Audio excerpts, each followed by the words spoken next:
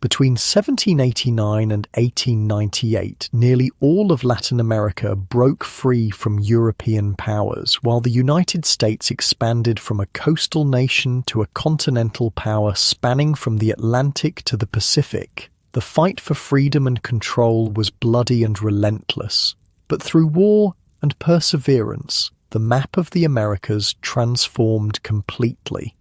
Here's what life was really like during the rise of the American nations.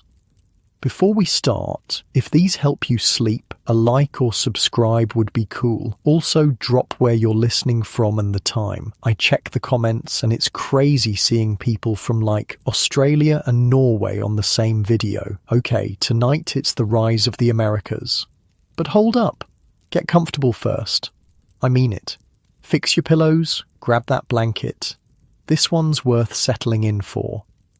Your eyes open to darkness. The air is thick with wood smoke and the sour smell of unwashed bodies. It's 1789, and you're not waking up to the gentle ping of a smartphone alarm, but to church bells in a Spanish colonial town somewhere in the Americas. The rough wool blanket scratches against your skin as you sit up on your straw mattress. If you're lucky, you're a Creole, born in the Americas but of pure Spanish descent. If you're not, you might be a mestizo, a mix of Spanish and native blood, or worse, a slave or an indigenous person with virtually no rights at all. And the thing is, this rigid social hierarchy is about to crack wide open. So here's the deal. At the dawn of the 1800s, the map of the Americas looked nothing like it does today. I know, shocking, right? North America had this brand new experiment called the United States hugging the Atlantic coast. The Spanish controlled most of the continent from California to Argentina, and the Portuguese had this massive chunk called Brazil. Oh, and the British were still hanging around in Canada, eyeing their former colonies like an ex who can't move on. But beneath the surface, holy shit was there tension. You know when you can just feel something's about to snap? That was the Americas in 1789. The American Revolution had just shown that, hey, maybe Europeans don't have to rule everything over here. And then, plot twist. The French Revolution kicks off, and suddenly revolutionary ideas are spreading like wildfire. Picture this, Mexico City, 1789. It's the largest city in the Americas with about 130,000 people. The streets are a chaotic mix of splendor and squalor. Grand cathedrals and government buildings tower over narrow, winding streets where sewage literally runs down the middle. No joke. People used to shout, "Agua va," water coming, before tossing waste out the window. And you thought your apartment building was bad. The stench is unbearable, a European visitor wrote in his diary. How people of quality manage to live here is beyond comprehension. But here's the weird part. Despite the smell and the chaos, the Spanish colonial cities were actually better planned than most European ones. They had these perfect grid layouts with a central plaza, a cathedral, and government buildings. It's just that, infrastructure wasn't exactly priority number one for the colonial powers. They were too busy shipping gold and silver back to Europe. Speaking of which, let me paint you a picture of how the whole system worked. So, let me get this straight, says a newly arrived Spanish official to his colleague. We take their gold and silver, ship it back to Spain, and in return, we sell them manufactured goods at inflated prices. His colleague nods, sipping his wine, and we only let them trade with Spain. It's been working for 3 centuries. Genius, the new guy laughs. What could possibly go wrong? Everything, as it turns out. Everything could go wrong. See, by the late 1700s, this system was seriously pissing off the Creole elite, those Spanish-blooded but American-born folks who'd accumulated wealth and education but couldn't get the top government jobs. Those plum positions were reserved for peninsulares, people born in Spain who came over. I spent way too long researching the social hierarchies of Spanish America for this. Concerningly long, but it matters because this whole rigid caste system was the powder keg that eventually blew the whole empire apart. At the top you had the peninsulares, Spanish-born officials and merchants who made up maybe 1% of the population but held all the political power. Then came the Creoles, American-born but of pure Spanish blood. These folks owned the haciendas, huge agricultural estates, and mines. They had money but were basically second-class citizens politically. Below them were the mestizos, mixed Spanish and indigenous. They worked as artisans, shopkeepers, and lower-level bureaucrats. Then mulattoes, mixed Spanish and African, often working as skilled labourers. Finally, at the bottom, indigenous peoples and African slaves who did all the brutal labour that made the whole system run. My father owns half the silver mines in Potosi, a young Creole complains to his friends at a Mexico City tavern in 1795. I studied law in Madrid, yet some glorified clerk fresh off the boat from Seville gets appointed to the audiencia while I'm passed over again. His mestizo servant, pretending not to listen as he pours more wine, files this information away. The cracks are showing. Meanwhile, up north, the United States was dealing with its own growing pains. The revolutionary fervour had settled into the mundane business of actually running a country, and it wasn't going great at first. Imagine waking up in Philadelphia in 1789. The city's about 42,000 people, which made it the biggest in the United States at the time. You're probably in a small wooden house, maybe 2 rooms if you're lucky. The smell of baking bread mixes with the less pleasant aromas of horse manure and open sewers. If you're wealthy, you might have a brick home with glass windows, but most people were making do with oiled paper to keep out the elements. The Constitution has been ratified, but will it hold? A newspaper editor asks as he sets type for the day's edition. There are already whispers of secession in some quarters. The infant United States was basically held together with hope and string. The Articles of Confederation had been a disaster, and the new Constitution was untested. People identified more with their states than with this new federal government. And the economy? Complete shambles after the war. Enter Alexander Hamilton, the financial genius with questionable people skills. So your plan is to assume all the state's debts and create a national bank? President Washington asks, looking skeptical. Yes, sir, Hamilton replies crisply. It will bind the states to the federal government and establish our credit with European powers. And this won't give too much power to the central government. Hamilton's silence speaks volumes. This debate between federal power and states' rights would define American politics for, the next century or so. No big deal. But here's something wild about daily life back then. The lack of what we'd consider basic necessities. Forget indoor plumbing or electricity. Most Americans in 1789 were farmers who produced almost everything they needed themselves. They grew their food, made their clothes, built their furniture. Cash was scarce, and most business was done through bartering. Morning started at dawn, not because people were early risers, but because candles and oil lamps were expensive. You worked with the sun. Women's work was particularly brutal, cooking over an open hearth, no easy bake ovens here, making soap from lye and animal fat, which could literally burn your skin off if you weren't careful, spinning thread, weaving cloth, sewing clothes by hand, preserving food, and of course raising a dozen kids because, high infant mortality meant you needed backup children.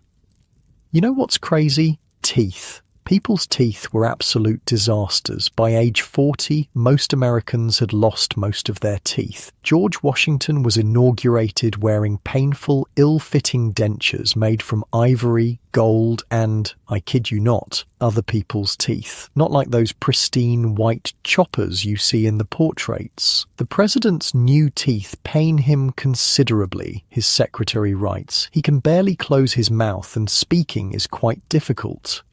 Washington nods grimly, unable to respond. Back in Latin America, things were about to get interesting thanks to a short, ambitious Frenchman, Napoleon Bonaparte. See, in 1808, Napoleon decided to invade Spain and Portugal. He forced the Spanish king to abdicate and put his own brother Joseph on the throne. This threw the Spanish Empire into total chaos. Suddenly, colonial officials didn't know who they were supposed to be taking orders from. The captured Spanish king or this French usurper. This was the opening the Creoles had been waiting for. "We remain loyal to King Ferdinand," announced the Cabildo town council of Caracas in 1810, dominated by Creoles. "But since he is imprisoned by the French, we must govern ourselves until his return." Wink wink, nudge nudge, similar juntas, governing councils, popped up across Spanish America, all supposedly loyal to the imprisoned Spanish king, but increasingly acting like independent governments. In Buenos Aires, a lawyer named Mariano Moreno is sitting at his desk, quill in hand, drafting declarations for the new junta. "We claim to be loyal to Ferdinand," his colleague observes, "but these policies you're drafting look suspiciously like independence." Moreno barely glances up. "How observant of you. Perhaps keep that observation to yourself, yes?" The revolution was beginning, but in this weird, roundabout way where nobody wanted to be the first to actually say the word independence. Meanwhile, in Haiti, which, fun fact, was the second independent nation in the Americas after the United States, a full-blown slave revolution had succeeded in 1804. This absolutely terrified slave owners throughout the Americas, especially in the southern United States, where almost 40% of the population was enslaved. Imagine waking up on a cotton plantation in Georgia in 1810. If you're white and own the plantation, you live in relative comfort in a large house with servants. If you're enslaved, you're crammed into a crude cabin with dirt floors, waking before dawn to begin another day of back-breaking labor. "Did you hear about Haiti?" one enslaved man whispers to another as they work the fields. "They overthrew their masters." "Quiet," the other hisses, the overseers watching. The fear of slave rebellions hung over the American South like a storm cloud. In 1800, an enslaved man named Gabriel had planned a major uprising in Virginia. The plot was discovered, and Gabriel and 25 others were hanged. But the message was clear. The institution of slavery was sitting on a powder keg. Back in Spanish America, a young Venezuelan aristocrat named Simón Bolívar was watching all these developments with intense interest. After studying in Europe and witnessing Napoleon's coronation in Italy, he returned home with his head full of revolutionary ideas. In a dimly lit room in Caracas, Bolívar leans over a map spread across a table, surrounded by fellow Creoles.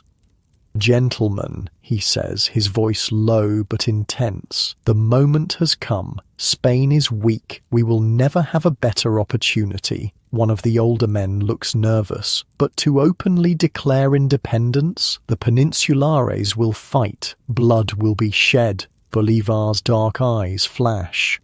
"Blood is the price of liberty, my friend. Are we willing to pay it?" The silence that follows is his answer.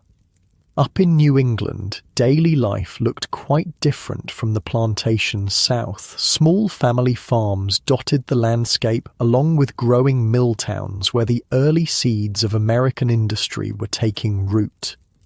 The day begins before dawn in a farmhouse in Massachusetts. A family of 7 shares 2 beds in a single room. The father and oldest son head out to tend the fields while the mother and daughters begin the endless cycle of domestic work. The youngest children collect eggs and feed the chickens. "Will you be going to the new textile mill, Abigail?" the mother asks her oldest daughter as they knead bread dough.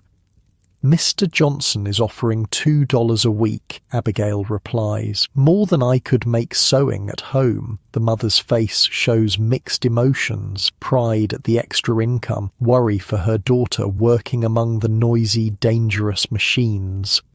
These textile mills were changing the face of New England. Young women called mill girls left farm life to work in places like Lowell, Massachusetts. The hours were long, 12 to 14 hours a day, 6 days a week, but the wages offered independence unknown to previous generations of women. Out on the frontier, which at this point meant western Pennsylvania and Kentucky, life was even more rugged. Dawn breaks over a small clearing in the Kentucky wilderness. A log cabin sits at its center, smoke curling from the chimney. A man emerges, rifle in hand, scanning the tree line before heading to the crude barn to milk the cow. Inside, his wife stirs a pot of cornmeal mush over the fire. Their 4 children sleep on pallets around the single room. "Indians spotted near the Wilsons' place yesterday," the man says when he returns. His wife's hands freeze for just a moment. "Friendly?" "Shawnee, moving north." He sets down the milk. "Should be fine if we don't provoke them." The tension of frontier life was constant, not just from Native Americans, who were understandably not thrilled about settlers taking their land, but from the harsh conditions themselves. Medical care was basically non-existent. A broken leg could be a death sentence. Childbirth was terrifyingly dangerous. And winter was the season everyone dreaded. Imagine this. It's January 1800 and you're in a log cabin on the frontier. The temperature has dropped to well below freezing. Your cabin is essentially one room with a fireplace, and heat doesn't exactly distribute evenly. The side facing the fire might be relatively comfortable, but a few feet away, water freezes in the bucket overnight. You sleep fully clothed under every blanket and animal hide you own. If you're lucky and relatively wealthy, your cabin has wooden floors. If not, you're living with packed dirt that turns to mud whenever snow melts off boots. The isolation was perhaps the hardest part. Your nearest neighbor might be miles away. No phone, no internet, not even regular mail service.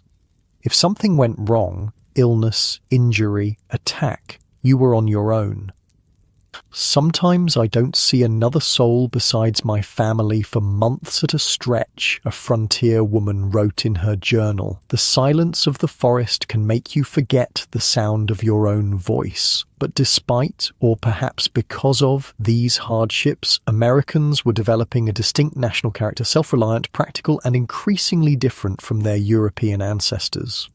In 1800, Thomas Jefferson was elected president, marking the first peaceful transfer of power between opposing political parties in the new republic, something we totally take for granted now, but was a really big deal at the time. Meanwhile, in Latin America, the rumblings of revolution were growing louder. In Mexico, a parish priest named Miguel Hidalgo was secretly meeting with other Creoles, planning an uprising against Spanish rule. In a small room behind the church in the town of Dolores, Hidalgo speaks passionately to a group of conspirators. "It is not just independence we seek," he says, his eyes bright with conviction, "but justice for the indigenous and mestizo peoples, an end to slavery, land reform." A wealthy Creole shifts uncomfortably. "Father Hidalgo, we support independence, but these other ideas, they go too far." Hidalgo fixes him with a stern gaze. Then perhaps your vision of freedom is too narrow, senor. This tension between conservative Creoles who wanted independence but with social structures intact and more radical leaders who envisioned deeper changes would shape the coming revolutions throughout Latin America. By 1810, the stage was set for dramatic change across the Americas. The Spanish Empire was reeling from Napoleon's invasion. The United States was expanding westward, doubling its territory with the Louisiana Purchase of 1803. And throughout the hemisphere, new ideas about liberty, equality, and nationhood were taking root. The morning light filters through the windows of a Creole mansion in Buenos Aires. A man stands before a mirror, adjusting his cravat. Today is May 25th, 1810, the day the Cabildo will meet to decide whether to form a junta to govern independently from the Spanish-appointed viceroy. "Are you certain this is wise?" his wife asks, watching him from the doorway. "The viceroy has the military." "The military is full of Creoles like me," he replies, meeting her gaze in the mirror, "and we have had enough of Spanish rule." As he steps out into the Buenos Aires morning, the air feels electric with possibility. In the central plaza, crowds are already gathering, demanding change. The old order is about to collapse, and a new chapter in the history of the Americas is about to begin. Not like your warm, comfortable bed right now with no revolutions to worry about, just the gentle sound of my voice telling you about a world that changed forever in the span of a single lifetime. The dawn of the 1800s saw a hemisphere on the edge of transformation. The seeds planted by the American and French revolutions were about to bear fruit across Latin America, while the young United States was taking its first uncertain steps as a nation. For ordinary people throughout the Americas, from enslaved Africans to indigenous peoples, from frontier settlers to city dwellers, daily life was about to change in ways they could barely imagine.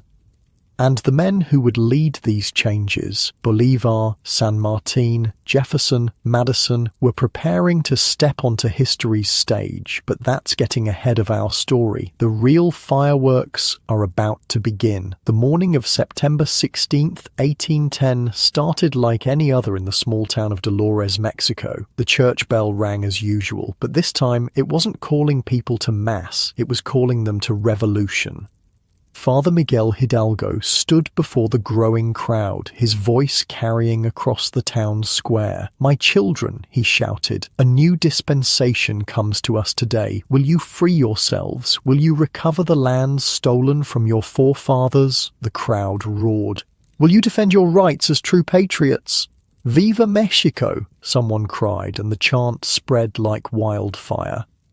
This was the Grito de Dolores, the cry of Dolores, that kicked off Mexico's 11-year struggle for independence. And it wasn't going to be pretty. See, what's wild about Latin American independence is that it wasn't just a fight against Spain. It was several civil wars happening at once. Creoles fought Peninsulares, conservatives fought liberals, indigenous people and enslaved Africans fought for their own freedom within the wider fight for national freedom. Basically, it was a hot mess.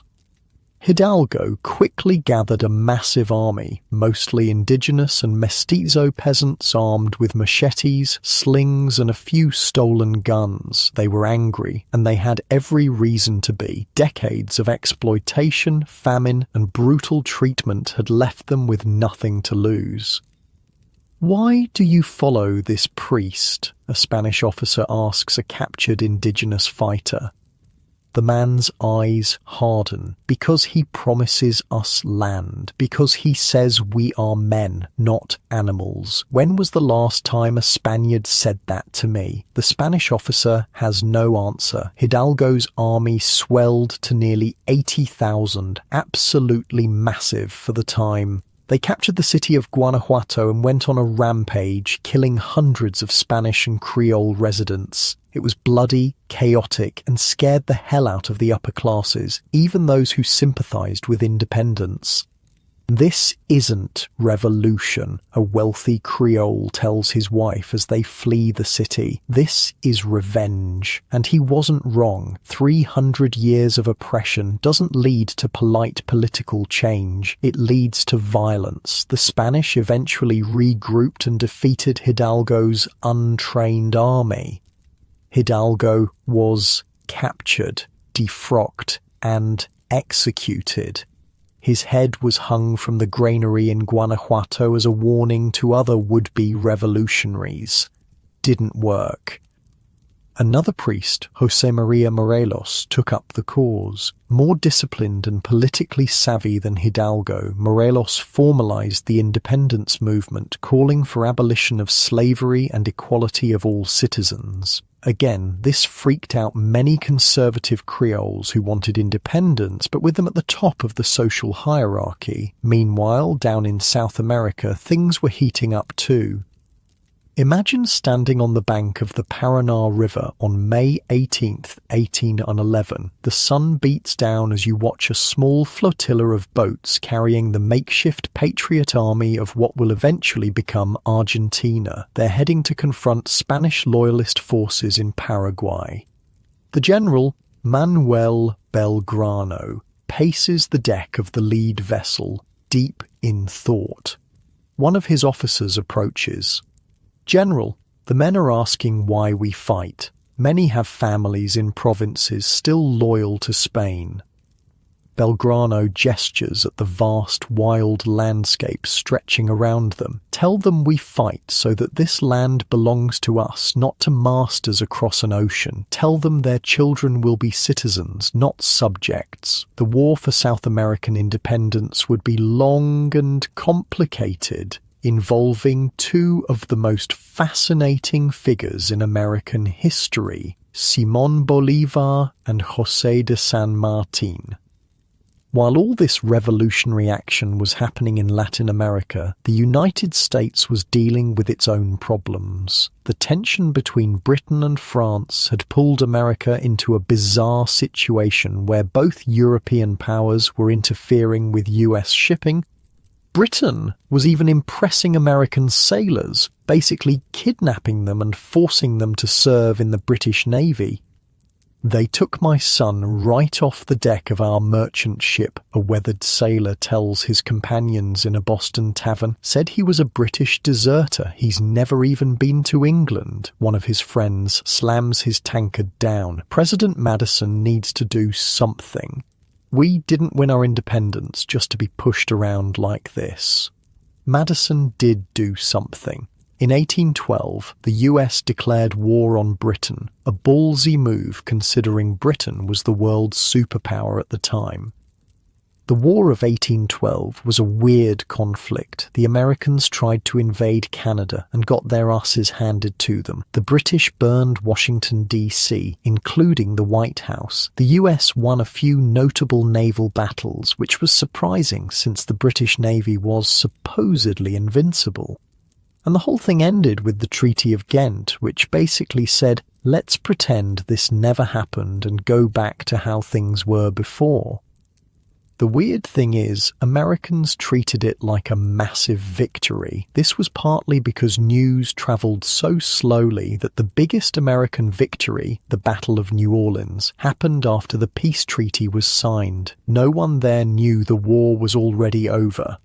The morning after the Battle of New Orleans, General Andrew Jackson walks the battlefield, surveying the carnage. Over 2,000 British soldiers lie dead or wounded compared to just 13 Americans. "My God," his aide whispers, "we've actually defeated the British regulars." Jackson's weathered face shows little emotion. "Remember this. They said American farmers and frontiersmen couldn't stand against European professionals. They were wrong. That victory turned Jackson into a national hero and eventually propelled him to the presidency. But more importantly, it gave Americans this swaggering sense of national pride that would fuel their westward expansion. Back in South America, Simón Bolívar was having a rough time. After early successes, his revolutionary forces had been defeated and he fled to Jamaica. But in 1816, he made a comeback that would change history. Picture this, a small flotilla of ships approaching the Venezuelan coast in 1816. On the lead vessel stands Bolívar, now 33 years old, scarred by defeat but more determined than ever. He's just secured support from the newly independent Haiti, the first nation to recognize Venezuela's bid for independence. "What if we fail again?" asks one of his officers as the shoreline comes into view. "Then we will try again," Bolívar replies, "and again, until we succeed or until I die." Bolívar wasn't just fighting for Venezuela, he dreamed of a united Spanish America, a single great nation stretching from Mexico to Argentina. It was an almost impossibly ambitious vision.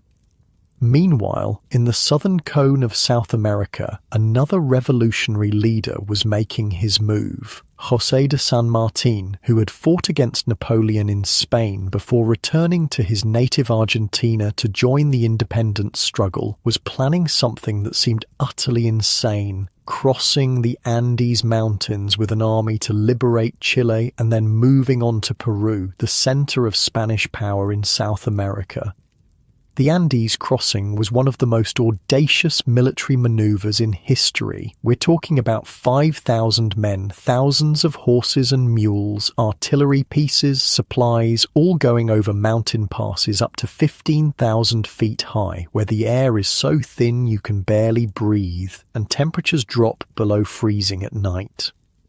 Imagine you're a soldier in San Martin's army of the Andes. Dawn breaks over the mountain camp, revealing a brutal landscape of rock and snow. Your lips are cracked from the cold, your lungs burn with each breath in the thin air, and you've already watched dozens of your comrades succumb to the conditions. "How much further?" you ask the mountain guide as you saddle your mule. "2 more days to the summit," he replies, "if the weather holds, then another week down the other side."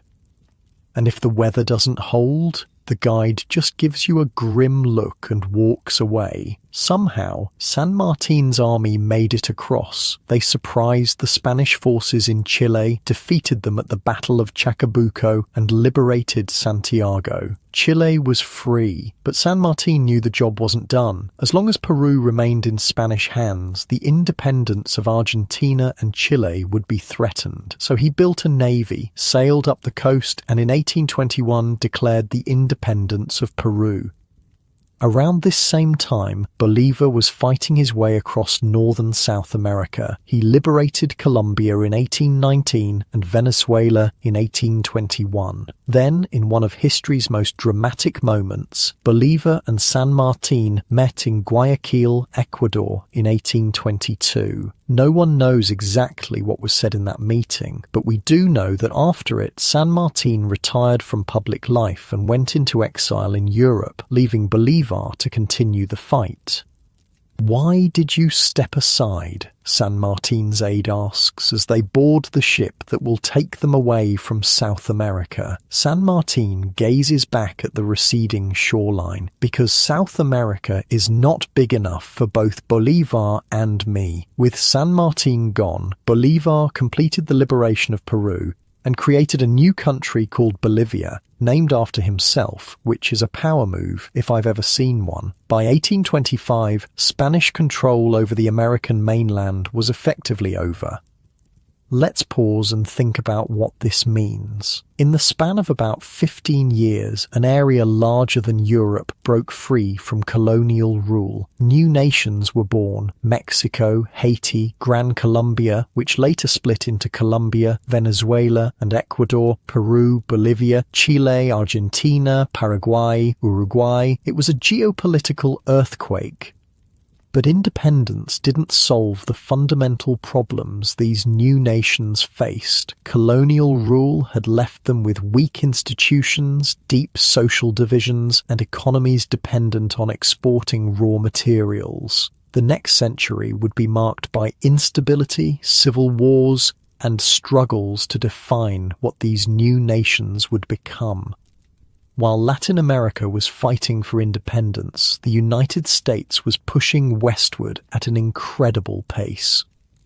Imagine waking up in a wagon somewhere in what would later become Indiana around 1820. Your family left Pennsylvania 6 weeks ago following the national road westward. Everything you own is in this wagon or the pack mule trailing behind it.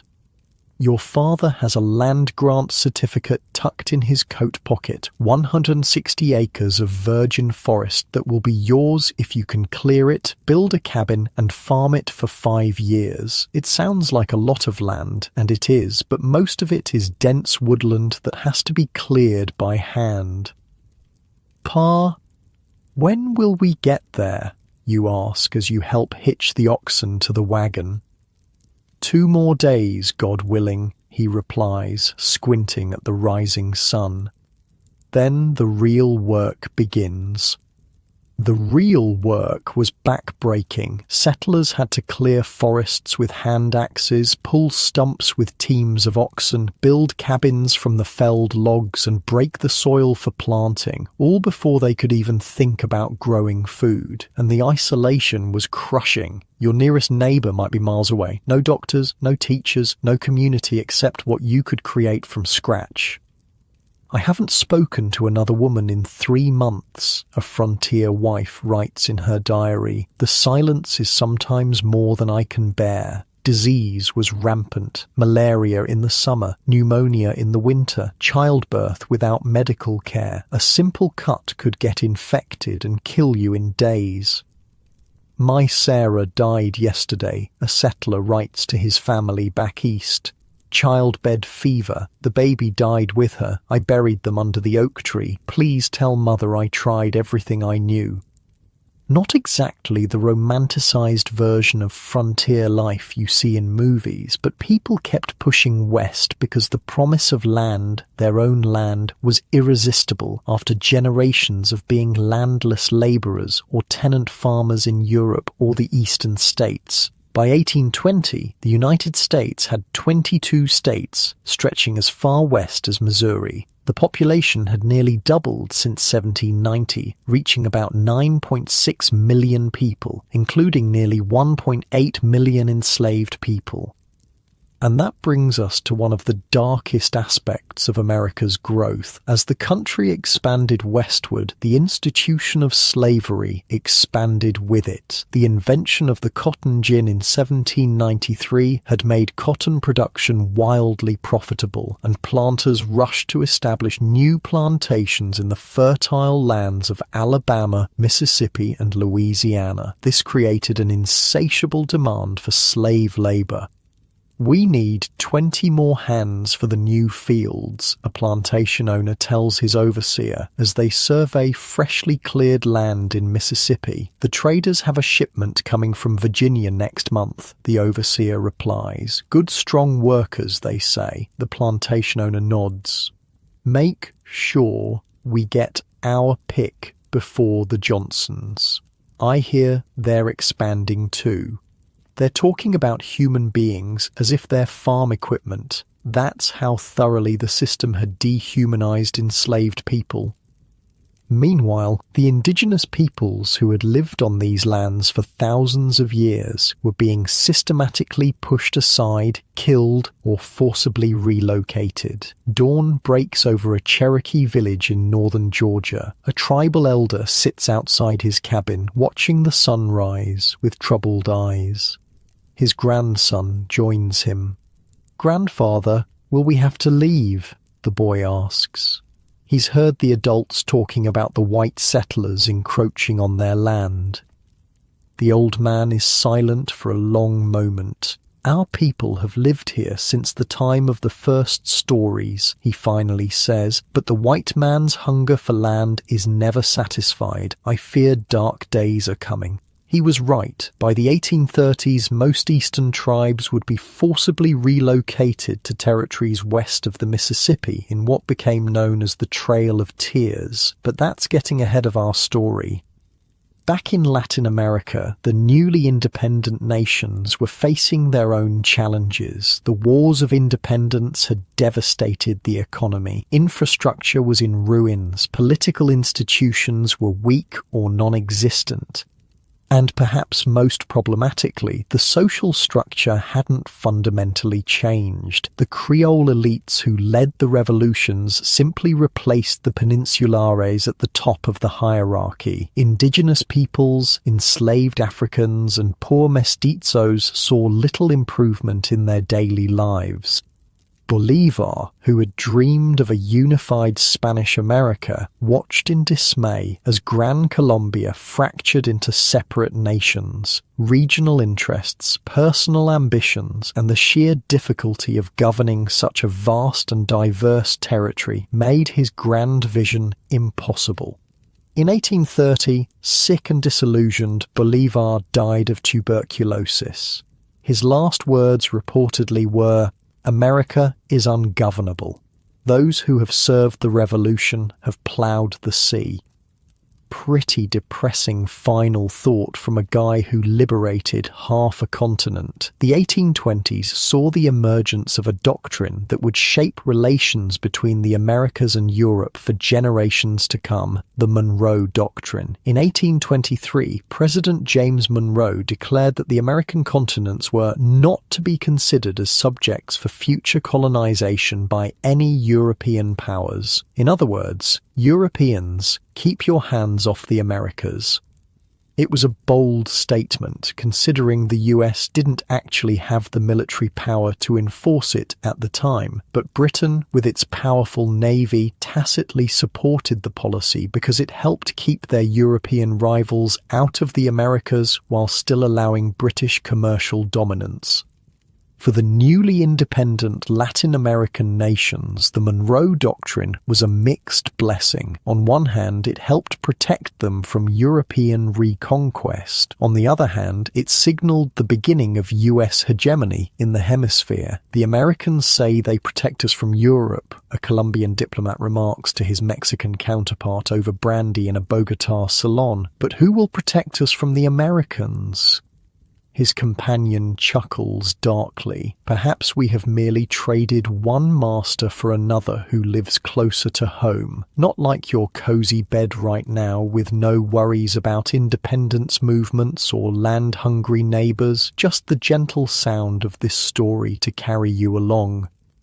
By 1825, the map of the Americas had been transformed. Where once there had been just a handful of European colonies, now there were many independent nations finding their way in the world. The Spanish Empire in the Americas, which had lasted for 3 centuries, had collapsed in less than 2 decades.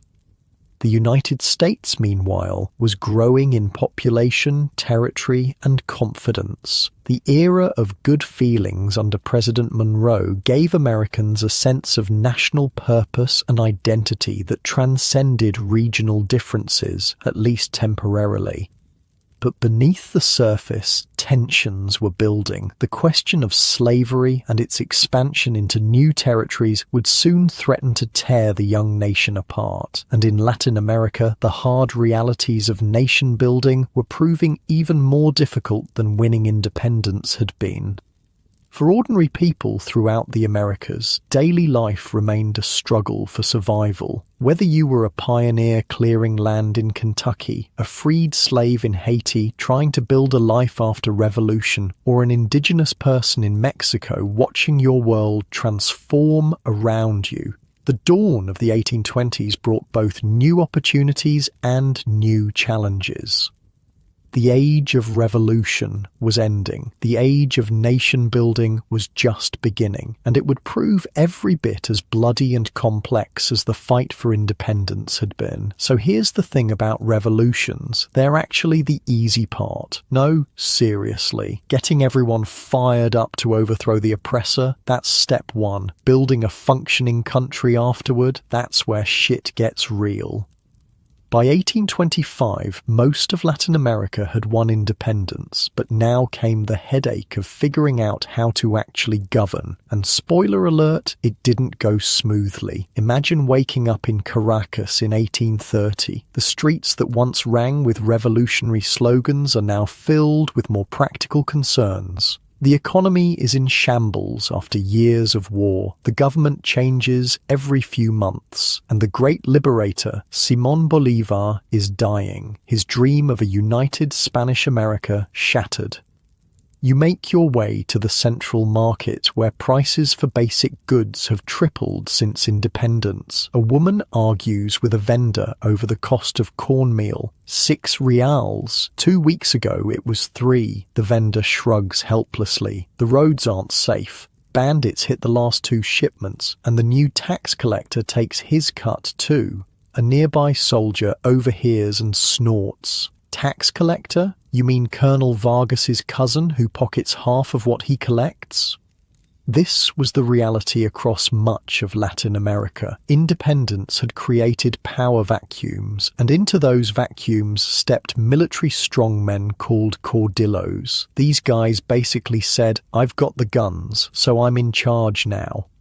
One of these caudillos, Juan Manuel de Rosas of Argentina, ruled with an iron fist from 1829 to 1852. Rosas had this paramilitary group called La Mazorca that terrorized his political opponents. Not like, oh, they said mean things on Twitter. More like, they'll cut your throat in the street and leave your body as a warning to others. Did you hear what happened to Professor Echeverria? A university student whispers to his friend as they hurriedly walk through Buenos Aires. "They found him this morning," the friend replies, barely moving his lips. His tongue had been cut out. For a poem? They killed him for a poem? No, they killed him because Rosas can. That's the message. Both young men fall silent as a group of men wearing the red ribbons of Rosa's supporters passes by. That was the deal with caudillos. They maintained order, but at a terrible cost to civil liberties and democratic development, and they were everywhere. Antonio López de Santa Anna in Mexico, Rafael Carrera in Guatemala, Juan José Flores in Ecuador, Andrés Santa Cruz in Bolivia. Meanwhile, up north, the United States was going through its own growing pains, but with a big difference. Its governmental institutions were actually functioning. The peaceful transfer of power from one president to another was becoming routine, something that was decidedly not happening in Latin America. In 1828, Andrew Jackson was elected president, marking the beginning of what historians call Jacksonian democracy. Jackson styled himself as the champion of the common man against the elite, which is kind of ironic considering he owned slaves and was a wealthy plantation owner, but whatever. Imagine standing in the mud of Pennsylvania Avenue on March 4th, 1829, Jackson's inauguration day. The crowd is unlike anything seen before at a presidential inauguration. Instead of just the upper crust, thousands of ordinary citizens have come to see their president take office. Never seen so many common folk at one of these, a well-dressed Georgetown resident remarks disdainfully, lifting his polished boots from the muck. "Get used to it," replies a rough-hewn man in homespun clothing. "It's our government now." After the ceremony, Jackson opened the White House to the public for a reception. It turned into absolute chaos. People stood on furniture in muddy boots, broke china, grabbing for refreshments, and generally trashed the place. Jackson himself had to escape through a window. "My God," a Supreme Court justice exclaims, watching the mayhem from a corner. "The people are in power. This is mob rule."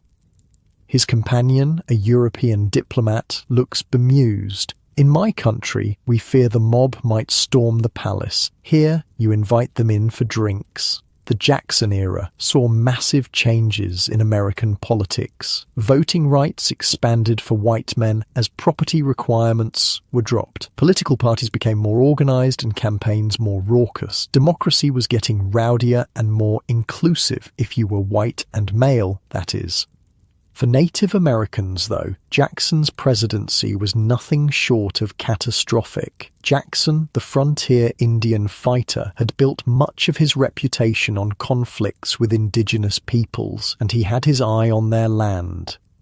In Georgia, the Cherokee Nation had done everything the US government had asked of them. They had adopted farming, established schools, created a written language, drafted a constitution, and even owned slaves, adopting the practices of their white neighbors. Their newspaper, the Cherokee Phoenix, was published in both Cherokee and English. But none of that mattered when gold was discovered on their land in 1828. Georgia moved to strip the Cherokee of their territory, and Jackson supported them despite Supreme Court rulings in favor of Cherokee sovereignty. John Marshall has made his decision, Jackson reportedly said of the Chief Justice's ruling. Now let him enforce it. Spoiler alert, Marshall couldn't enforce it. The executive branch controls the army, not the judiciary. In 1830, Jackson signed the Indian Removal Act, which gave the president authority to negotiate with southern tribes for their removal to federal territory west of the Mississippi River. Some went peacefully, seeing the writing on the wall. Others, like the Cherokee, fought through legal means, but ultimately lost. Dawn breaks cold and grey over a Cherokee village in Georgia. It's May 1838, and US soldiers are everywhere, rounding up families and forcing them into crude stockades.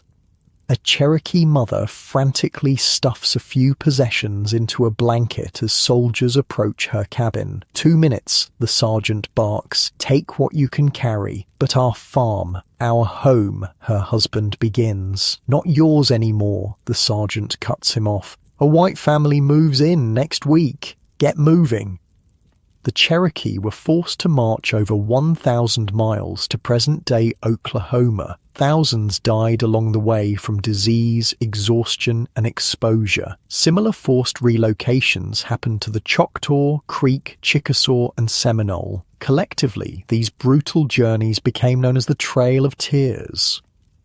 I fought alongside Jackson against the British, an elderly Cherokee chief tells his grandson as they trudge westward. I saved white settlers during the Creek War, and this is how they repay us. The boy, thin from weeks of inadequate rations, looks up at him. Will we ever go home, grandfather? The old man looks away. Some questions are too painful to answer.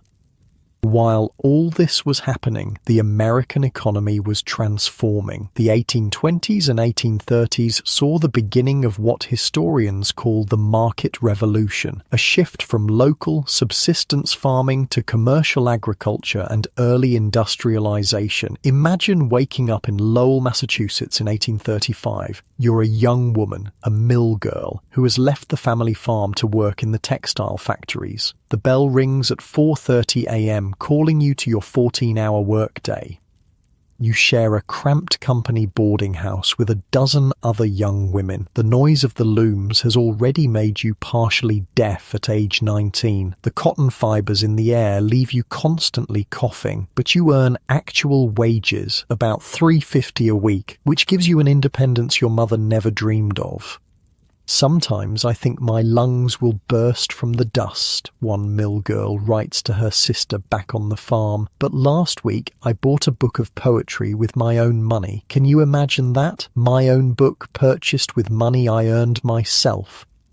It wasn't just factories changing the economy. New canals and eventually railroads were shrinking the country, bringing distant markets closer together. The Erie Canal, completed in 1825, connected the Great Lakes to New York City and the Atlantic, dramatically reducing the cost of shipping goods. But the market revolution didn't reach everywhere equally. The South remained primarily agricultural and increasingly committed to a single crop, cotton, and cotton meant slavery. By 1840, the United States was producing 2/3 of the world's cotton, almost all of it grown and harvested by enslaved people. Cotton was America's leading export, and the labor of the enslaved was making the country rich. The latest figures show our cotton exports at $64 million last year, a Charleston merchant tells his colleagues at their private club. That's more than all other exports combined. And still the abolitionists prattle on about the immorality of our labour system, another man scoffs. I wonder if they consider the immorality of economic ruin. What would become of American trade without our cotton?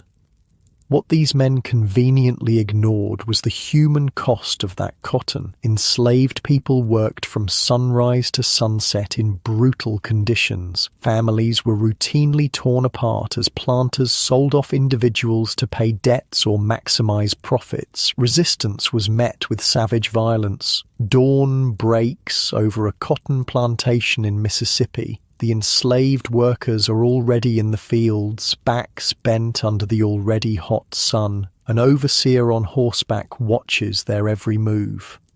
"Move faster, Eli," he calls to an older man struggling to keep pace. "You're falling behind." "Sorry, massa," Eli says, his voice carefully neutral. "These old bones don't work like they used to." The overseer's whip cracks over Eli's back. "Then I'll give them some encouragement."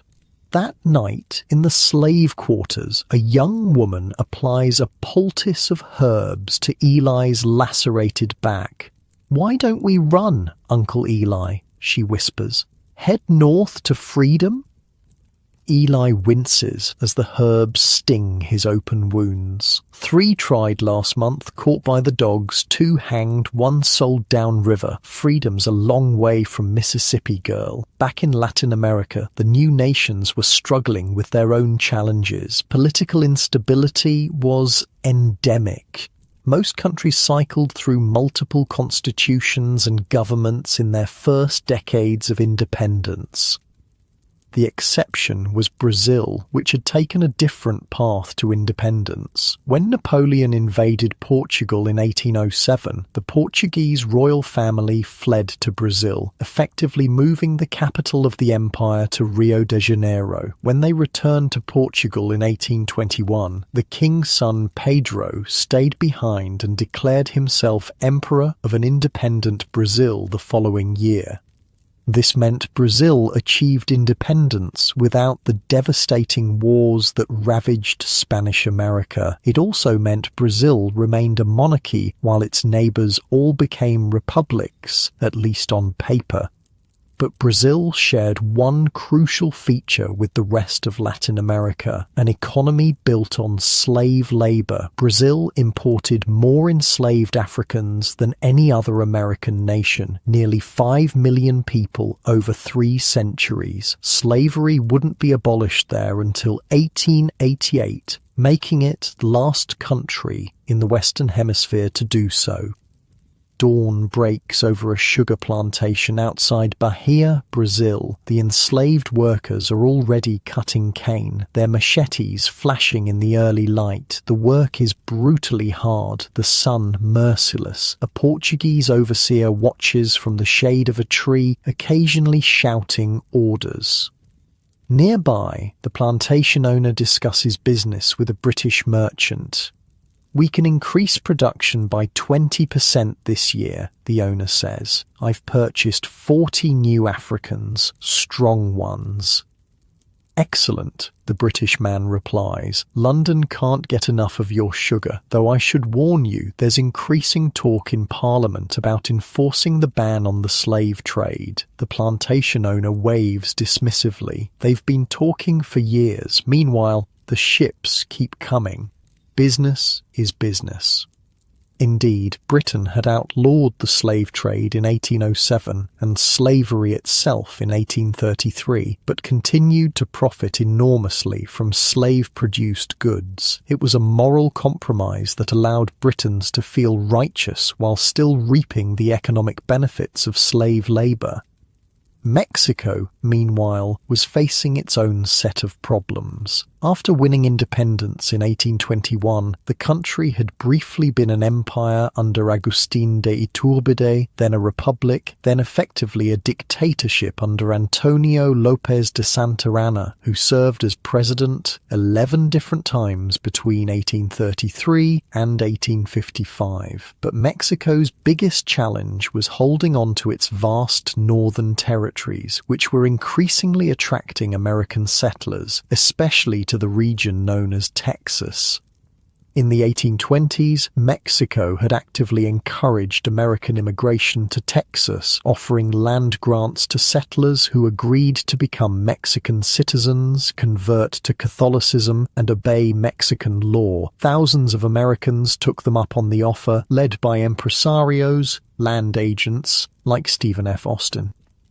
But these American settlers never fully integrated into Mexican society. They kept their Protestant faith, their English language, and their American customs. And most problematically for Mexico, many brought slaves, despite the fact that Mexico had abolished slavery in 1829.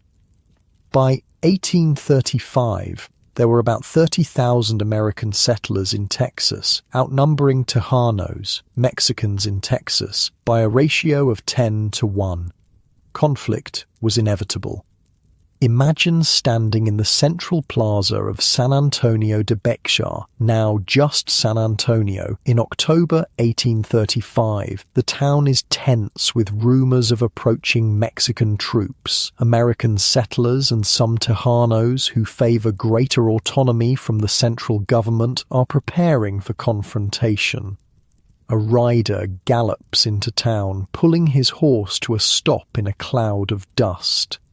"Santa Anna's coming himself," he announces to the gathering crowd, "with an army of thousands, says he'll make no quarter for rebels." "Then we'll give him none in return," shouts a tall frontiersman, spitting tobacco juice onto the dusty ground. A Tejano rancher steps forward, his expression troubled. "I have no love for Santa Anna, but are we truly ready to break from Mexico, to start a war?" The American settler turns to him. "The war's already started, amigo. Santa Anna made sure of that when he threw out the Constitution of 1824. This was the Texian, Anglo-Texan view, that Santa Anna had become a dictator by discarding the Federalist Constitution and centralizing power. From the Mexican perspective, the American settlers were ungrateful colonists who had accepted Mexican hospitality only to steal a massive chunk of national territory. Both sides had a point. The resulting Texas Revolution gave us the famous Battle of the Alamo in February-March 1836, where a small force of Texians and Tejanos held out for 13 days against Santa Anna's much larger army before being overrun and killed. The brutal nature of the defeat, Santa Anna ordered no prisoners taken, became a rallying cry. "Remember the Alamo?" 6 weeks later, Texian forces under Sam Houston surprised Santa Anna's army at San Jacinto, crushing them in a battle that lasted just 18 minutes and capturing Santa Anna himself. Under duress, Santa Anna signed treaties recognizing Texan independence. "You realize this isn't the end," a Mexican officer tells Houston after the Texian victory. "Mexico will never willingly surrender Texas." Houston looks out over the battlefield where hundreds of Mexican soldiers lie dead. "Your government may not accept it, but the facts on the ground have changed. Texas is free, whether Mexico acknowledges it or not." The Republic of Texas would remain an independent nation for nearly a decade before being annexed by the United States in 1845, a move that would directly lead to war between the US and Mexico. While Texas was fighting for independence, the United States faced a severe economic crisis. The Panic of 1837 began with a collapse in cotton prices, followed by a general financial meltdown that plunged the country into a depression that lasted until 1843. Banks failed, businesses closed, and unemployment soared. In a New York tenement, a family gathers around their meager dinner. a thin soup with a few vegetables. "Any luck today, Pa?" the eldest son asks his father. The man shakes his head, his eyes downcast. The docks were full of men looking for work, hundreds of us for just a few positions. "Tomorrow, I'll try the factories again." His wife touches his arm gently. "We still have the children's shoes to sell if things get worse." This depression highlighted a growing division in American society. While previous economic downturns had affected mostly merchants and investors, the increasingly interconnected market economy meant that this crisis hit workers hard. Labor activism grew as conditions worsened. By 1840, the American political landscape was dominated by two parties: the Democrats, heirs to Jackson's populist approach, and the Whigs, who favored a more activist federal government that would promote economic development through infrastructure projects and protective tariffs. The election that year saw the Whig candidate William Henry Harrison defeat the Democratic incumbent Martin Van Buren, who had been saddled with blame for the economic crisis. Harrison's campaign was notable for its use of symbols and slogans rather than substantive policy discussions, a harbinger of modern political marketing.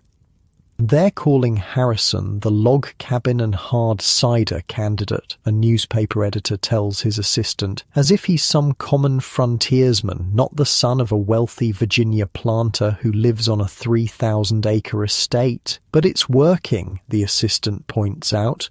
"People want to vote for someone they'd like to have a drink with, not a dandy in a fine coat." God help the Republic if that becomes the standard for choosing our leaders.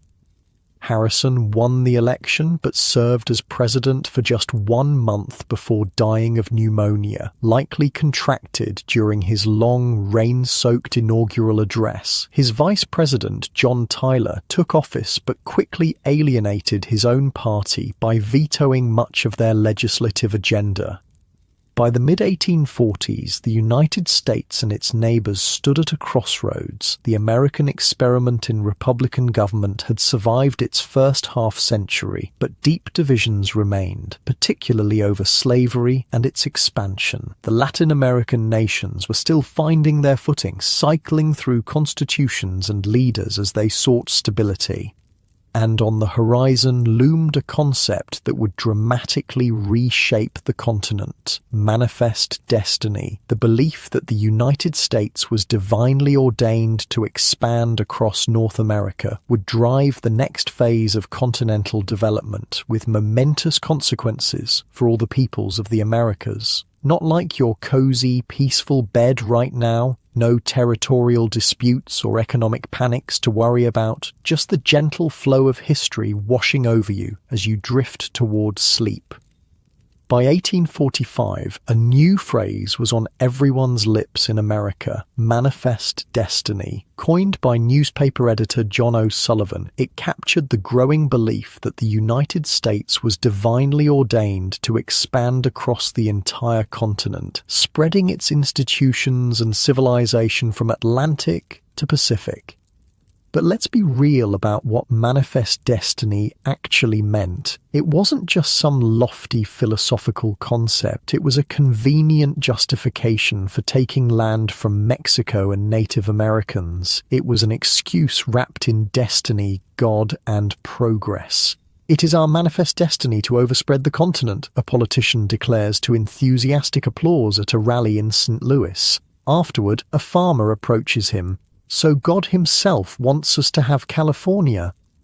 The politician claps him on the shoulder. "My friend, the Almighty has been a good Democrat since the days of Jefferson." Manifest destiny went beyond political rhetoric. It tapped into something primal in the American psyche, this hunger for land, for opportunity, for movement.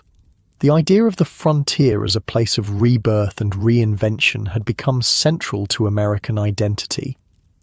But one man's destiny is another man's catastrophe. For Native Americans, it meant further displacement. For Mexico, it meant watching hungrily as American settlers poured into their northern territories. And for enslaved black Americans, it raised the terrifying prospect of slavery expanding into new lands. When President James K. Polk took office in 1845, he was determined to make Manifest Destiny a reality. Polk wanted Oregon, then jointly occupied by Britain and the US, and he wanted the Mexican territories of California and New Mexico, and he was willing to fight for them. The Oregon question was settled relatively peacefully. Britain and the US agreed to divide the territory at the 49th parallel, giving the US what would become Washington, Oregon, and Idaho, while Britain kept what would become British Columbia. Mexico was another story. In 1845, the US annexed Texas, which had been an independent republic for 9 years. Mexico had never recognized Texan independence and considered this an act of war. To make matters worse, Texas claimed the Rio Grande as its southern border, while Mexico insisted the boundary was the Nueces River further north. Polk sent troops under General Zachary Taylor into the disputed zone between the rivers. When Mexican forces attacked a U.S. patrol in April 1846, Polk had his pretext for war. American blood has been shed on American soil, Polk declared, conveniently ignoring that the American soil in question was actually disputed territory that had a pretty strong claim to being Mexican. Congress declared war, though not without opposition. A young congressman from Illinois named Abraham Lincoln demanded to know exactly where American blood had been shed, suspecting, correctly, that Polk had deliberately provoked the conflict. "Show me the spot," Lincoln demanded repeatedly, but most Americans were swept up in war fever, and Lincoln's objections were dismissed as unpatriotic. Imagine you're in a small village outside Mexico City in September 1847. For weeks, you've heard reports of the American army advancing toward the capital. Now the rumble of artillery can be heard in the distance. Your husband, a potter, has joined the local militia to defend the city.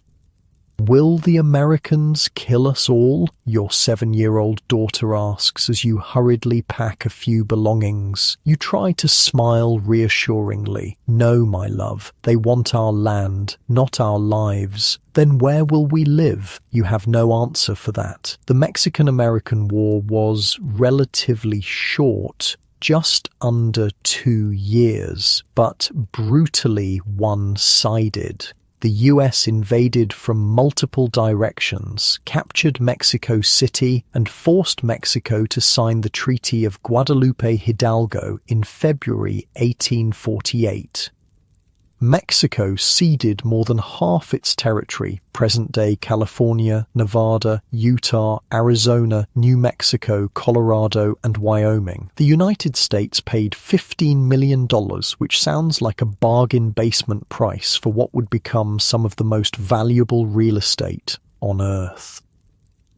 "We have taken away half their country," an American diplomat remarks to a colleague after the treaty signing. "They should be grateful we didn't take it all," his companion replies. "There were those who wanted to." For Mexicans living in the ceded territories, the treaty promised US citizenship and protection of property rights. In reality, many found their land claims challenged in American courts, their culture marginalized, and their new citizenship hollow. A Mexican landowner in California stares at the legal document informing him that his land grant, recognized for generations by Spanish and Mexican authorities, is being challenged in American courts. "But this land has been in my family since my grandfather's time," he protests to the American lawyer he's hired. "I have the papers." The lawyer sighs. "The court wants the originals in Spanish and English, with witnesses to verify every signature. And the proceedings will be in English, which you don't speak. How much will this cost me?" "More than most can afford." Thousands of Mexican landowners would lose their property through legal proceedings they couldn't navigate or afford to fight. But something else happened in early 1848 that would transform California more dramatically than the war itself. On January 24th, just 9 days before the Treaty of Guadalupe Hidalgo was signed, a carpenter named James Marshall found gold flakes in the mill race at Sutter's Mill in Coloma, California.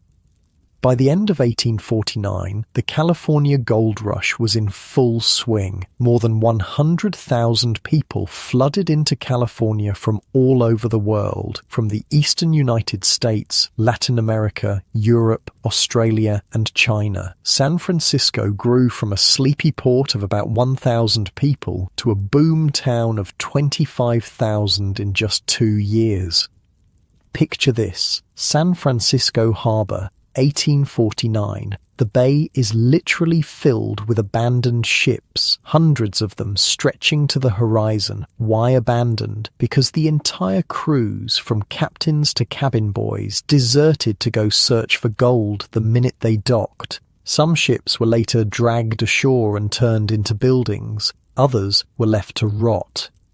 "I've never seen anything like it," a newly arrived merchant from Boston tells his companion as they survey the chaotic waterfront. "It's as if the rules of civilization have been suspended." His companion, a grizzled man who arrived 6 months earlier, laughs. "Rules? The only rule here is gold. Get it any way you can."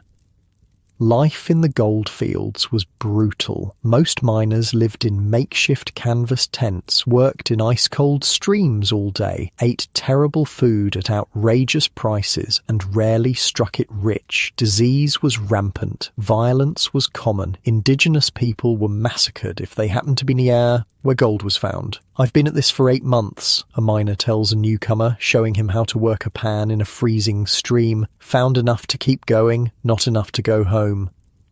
"Is it worth it?" asks the newcomer, his hands already blistered from the pan handle. The miner looks around at the mud, the crude tents, the hollow-eyed men. "Ask me again in a year if I'm still alive." For all the hardship and chaos, the gold rush transformed California. It became a state in 1850, just 2 years after being acquired from Mexico, skipping the usual territorial phase entirely. Its population exploded, its economy boomed, and its society became uniquely diverse, with people from all over the world thrown together in pursuit of instant riches.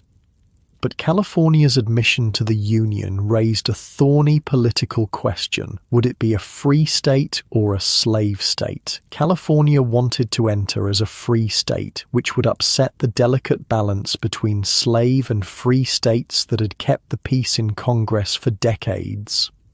The solution was the Compromise of 1850, a package of 5 bills that admitted California as a free state, allowed the territories of New Mexico and Utah to decide the slavery question by popular sovereignty, ended the slave trade but not slavery in the District of Columbia, and created a tough, new Fugitive Slave Act requiring citizens in free states to assist in the capture of runaway slaves.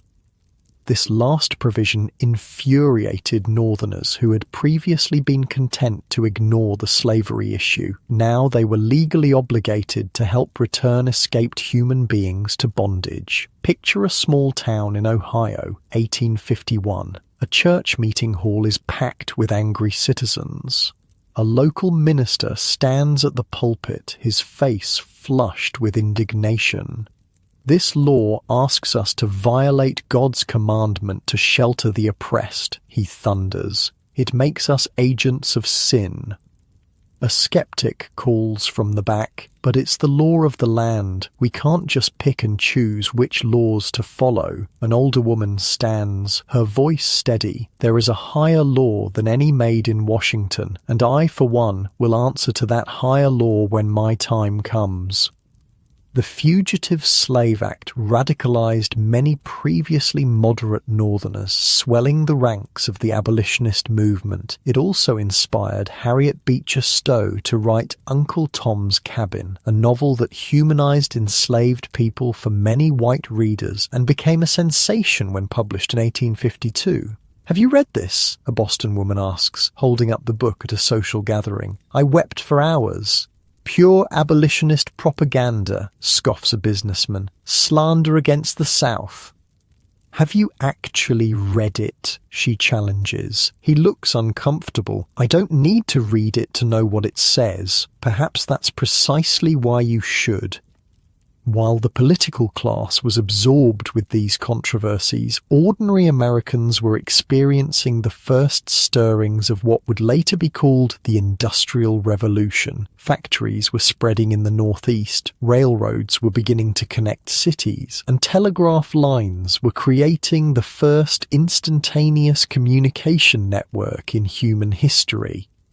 Dawn breaks over a railroad construction site in Pennsylvania. Hundreds of workers, many of them Irish immigrants, are already swinging picks and shovels. The foreman, a harsh-faced man with a timepiece, watches their every move. "Sullivan," he barks at one laborer, "you're falling behind." The worker, his clothes ragged and face gaunt, picks up his pace. He arrived from Ireland just months ago, fleeing the devastating potato famine that killed 1 million people and forced 1 million more to emigrate. Like many Irish immigrants, he faced no Irish need apply signs until finding work on the railroads, where the brutal, dangerous labour made employers less picky. "How much longer on this section?" asks a well-dressed investor visiting the site. 3 weeks, weather permitting," the foreman replies. "We lose a few men a week to accidents, but there are always more looking for work." The investor nods, calculating profits in his head, not bodies. Railways were transforming America's sense of time and space. Journeys that had taken weeks by wagon now took days by train, but the human cost of this progress was steep. Railroad work was incredibly dangerous. Workers died in explosions, tunnel collapses, bridge failures, and equipment accidents. Meanwhile, in the South, life continued to be defined by agriculture, particularly cotton. By 1850, cotton made up nearly 60% of American exports. The South was supplying 75% of the world's cotton, almost all of it grown by enslaved labor. The immense profits from this white gold reinforced the South's commitment to slavery, even as the rest of the Western world moved toward abolition. Southern intellectuals, who had once apologetically described slavery as a necessary evil, now began defending it as a positive good for both enslaved people and society at large. Morning on a cotton plantation in Alabama, 1852, an overseer moves between the rows of cotton plants, watching the enslaved workers pick the fluffy bolls and stuff them into large sacks dragged behind them. The summer sun is merciless. "You there, Bessie?" he calls to an older woman who has slowed her pace. "Pick faster or taste the whip."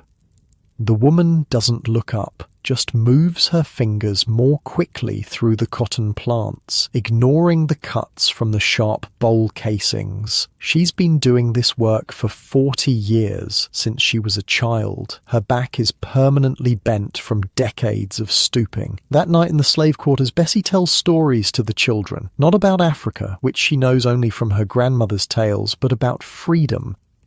"Someday," she whispers, "someday we won't be anyone's property. We'll work for ourselves, live for ourselves." A boy of about 7 looks up at her skeptically. "How you know that, Granny Bess?" She smiles mysteriously. "I just know. Now go to sleep. Tomorrow comes early." While the United States was expanding westward, Mexico was struggling to rebuild after its devastating defeat in the war. The loss of half its territory was a national trauma that still resonates in Mexican culture today. The war also exacerbated political divisions within Mexico, setting the stage for another period of civil conflict. In 1853, Santa Anna returned to power for the 11th and final time. Desperate for funds, he sold another chunk of what is now southern Arizona and New Mexico to the United States for $10 million in what became known as the Gadsden Purchase. This was the last major territorial acquisition in the continental United States. Meanwhile, in Central America, a fascinating drama was unfolding. An American adventurer named William Walker was attempting to establish his own personal empire through military force. In 1855, Walker led a small private army into Nicaragua, took advantage of a civil war there, and briefly made himself president. He reinstated slavery, which Nicaragua had abolished decades earlier, and dreamed of creating a slave-holding empire in Central America dominated by white Americans.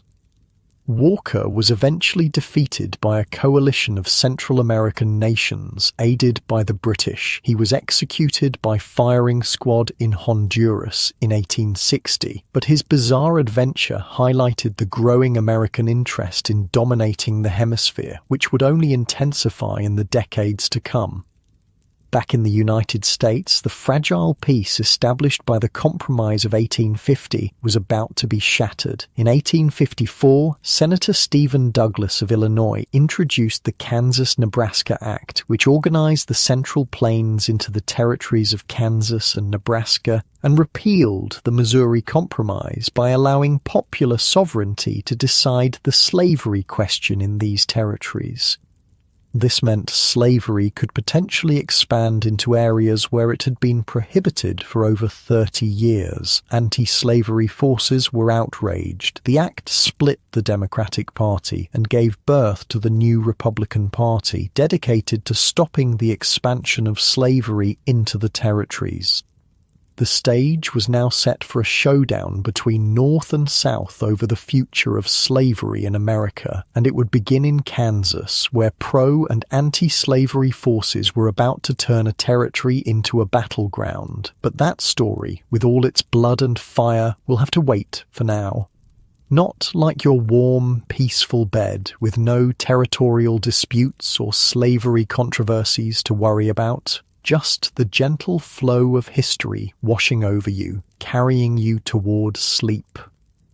In the span of just 9 years, from 1845 to 1854, the United States had physically transformed itself. It had expanded all the way to the Pacific, acquired vast territories from Mexico, discovered gold in California, built railroads linking east and west, and laid the foundations for the coming Industrial Revolution. But the nation had also sown the seeds of a catastrophic civil conflict. The question of slavery's expansion had moved from a political issue to a moral crusade. Compromise was becoming impossible, and the next decade would see whether the American experiment in self-government could survive its greatest test. When Senator Stephen Douglas pushed the Kansas-Nebraska Act through Congress in 1854, he thought he was being clever. Let the people in each territory vote on whether to allow slavery. Democracy in action, right? What could possibly go wrong? Everything could go wrong. The ink was barely dry on the bill when both pro-slavery and anti-slavery settlers started pouring into Kansas, each side determined to win the vote. Except they weren't really interested in voting, they were interested in fighting. Free soilers coming in from Massachusetts, a pro-slavery settler warns his neighbors at a meeting in a Missouri border town, armed to the teeth and talking about making Kansas free. "Then we'll just have to be better armed," another man replies, spitting tobacco juice into the dust. "I say we head over there and show them what Missourians think about that." These weren't empty threats. Pro-slavery Missourians crossed into Kansas in large numbers, many just to vote illegally in territorial elections, others to intimidate and attack anti-slavery settlers. They became known as border ruffians, and they helped pro-slavery forces win the first territorial elections, though the voting was so fraudulent it was basically meaningless. Anti-slavery settlers, meanwhile, set up their own rival government. By 1856, Kansas had 2 territorial capitals, 2 constitutions, and 0 chance of resolving things peacefully. The violence started small, a beating here, a burned cabin there. Then, in May 1856, a pro-slavery posse sacked the Free State town of Lawrence, destroying printing presses and looting homes. The response came from a figure who would become legendary in American history, though not in a good way, John Brown, an intense Old Testament-style abolitionist who believed God had chosen him to end slavery by any means necessary. 3 days after the sack of Lawrence, Brown led a small group, including 4 of his sons, to Pottawatomie Creek, where they dragged 5 pro-slavery settlers from their cabins in the middle of the night and hacked them to death with broadswords. Yes, broadswords. In 1856, a teenage boy stumbles through the pre-dawn darkness, his bare feet bloody from running through the woods. He pounds on the door of a neighbor's cabin. "Help!" he cries, his voice breaking with terror. They killed Pa and Mr. Doyle and his boys too. The cabin door opens a crack, a rifle barrel showing first. Who killed them? Old Brown and his sons. They had swords. They made Pa watch while they... The boy breaks down, sobbing. The man opens the door wider, pulling the boy inside. "Jesus Christ," he whispers, looking out at the darkness. "What kind of monsters are we dealing with?" The Pottawatomie Massacre, as it became known, kicked off a summer of guerrilla warfare in Kansas that left about 200 people dead. Newspapers called it Bleeding Kansas, which sounds like a nice, neat historical term now, but was literally describing blood soaking into prairie soil. But violence wasn't confined to the frontier. It reached into the hallowed halls of Congress itself. In May 1856, Senator Charles Sumner of Massachusetts gave a speech called The Crime Against Kansas, in which he insulted several pro-slavery senators, including Andrew Butler of South Carolina. Butler's cousin, Congressman Preston Brooks, decided family honor demanded satisfaction, but instead of challenging Sumner to a duel, as Southern code might normally dictate, Brooks decided Sumner wasn't worthy of that courtesy. Instead, he walked into the Senate chamber while Sumner was working at his desk and beat him nearly to death with a gold-headed walking stick. Sumner was so badly injured he couldn't return to the Senate for 3 years. Brooks received hundreds of replacement canes from admiring Southerners, many inscribed with phrases like "hit him again." The next morning, a congressman from Ohio confronts Brooks in the Capitol corridor. "What you did was the act of a coward," he says, his hand resting on the pistol in his coat pocket. "To strike a man unaware, seated at his desk." Brooks smirks. The only language abolitionists understand is a good thrashing. Do you wish to defend Sumner's honor further? The Northern congressman considers the armed Southern friends flanking Brooks. "This isn't over," he says finally, walking away. "It most certainly is not," Brooks calls after him. The caning of Sumner showed just how dangerously divided the nation had become. Northerners were horrified by the attack. Southerners largely celebrated it. The two sections of the country were no longer seeing the same reality. While America was tearing itself apart over slavery, Latin America was going through its own transformations. In Mexico, liberals led by Benito Juárez were fighting conservatives in the Reform War, 1857-1861, a struggle over the power of the Catholic Church, indigenous rights, and land reform. Dawn breaks over Mexico City in 1858. A woman kneels in prayer in a small chapel, her rosary moving through her fingers. Outside, gunfire echoes sporadically. A priest enters, his expression grim. "Senora Mendoza, you should go home. The liberal forces are advancing into the city." And if they take the city, Father, what then? They will confiscate church lands, close monasteries and convents. They say the church has too much power. She crosses herself. These are dark times. The priest nods solemnly. Pray for Mexico. We are tearing ourselves apart. Meanwhile, far to the south, Argentina was finally unifying after decades of civil conflicts between Federalists and Unitarians. In 1861, Buenos Aires would reluctantly join the Argentine Confederation, creating the roughly unified Argentina we know today.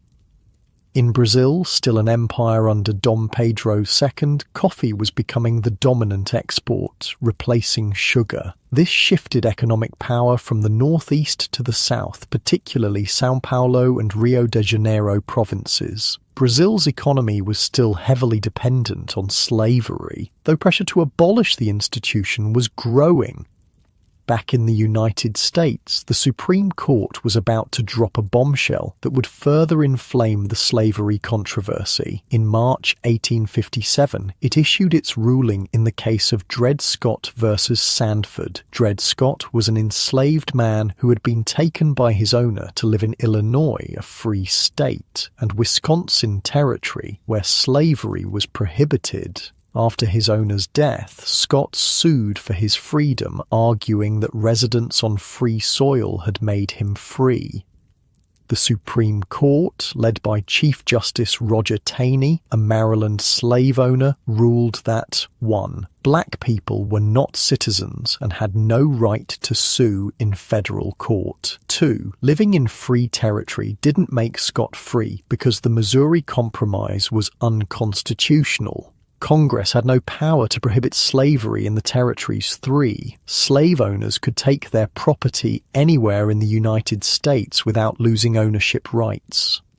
It was everything the South had ever wanted, and the North's worst nightmare. A group of businessmen huddles around a newspaper in a Chicago office, reading the decision with increasingly grim expressions. "This can't stand," one says finally. "They've basically ruled that slavery can go anywhere, and that no black person, free or slave, has any rights," another adds. "The court says they had no rights which the white man was bound to respect." Those exact words.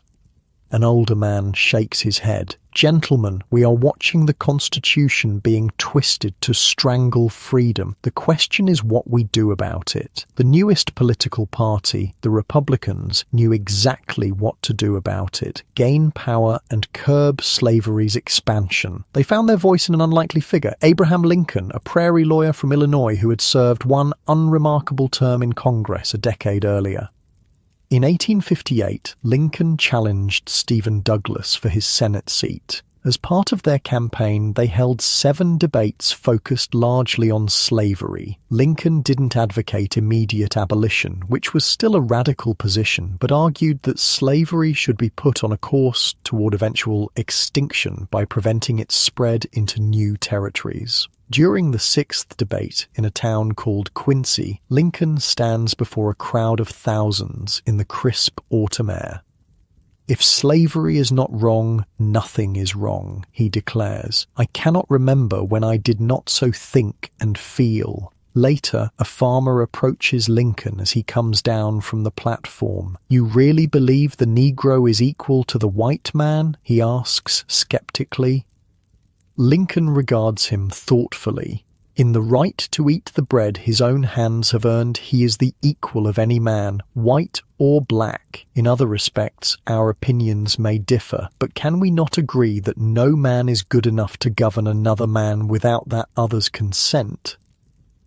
Lincoln lost that Senate race, but the debates made him nationally famous.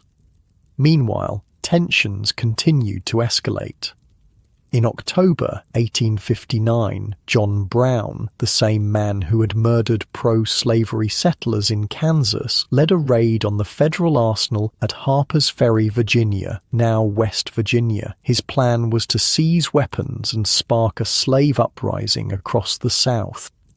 The raid failed miserably. Brown was captured, tried for treason, and hanged on December 2, 1859, but his raid terrified the South and electrified the North, where many viewed him as a martyr. At his execution, Brown handed a note to his guard that read, "I, John Brown, am now quite certain that the crimes of this guilty land will never be purged away but with blood." It was a prophetic statement.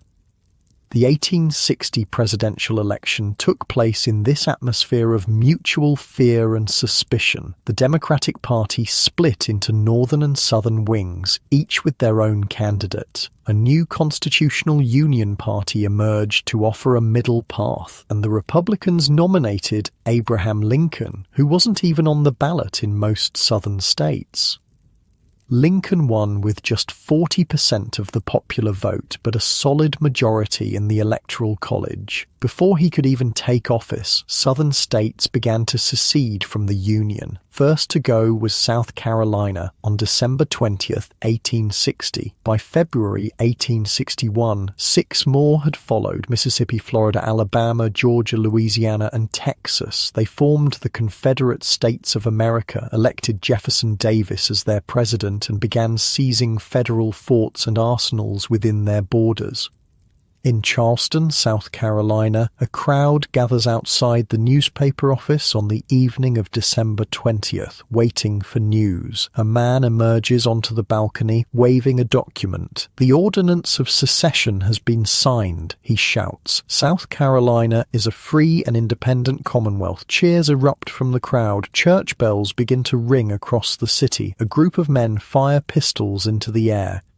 In the shadows across the street, an enslaved man watches silently, his face revealing nothing of his thoughts. A white man jostles past him, nearly knocking him down. "Watch yourself, boy," the man snarls. "Things are changing around here." "Yes, massa," the enslaved man replies, eyes downcast. But when the white man moves on, he looks up again, watching the celebration with calculating eyes. Yes, things are changing, he thinks, perhaps in ways these celebrating men cannot imagine.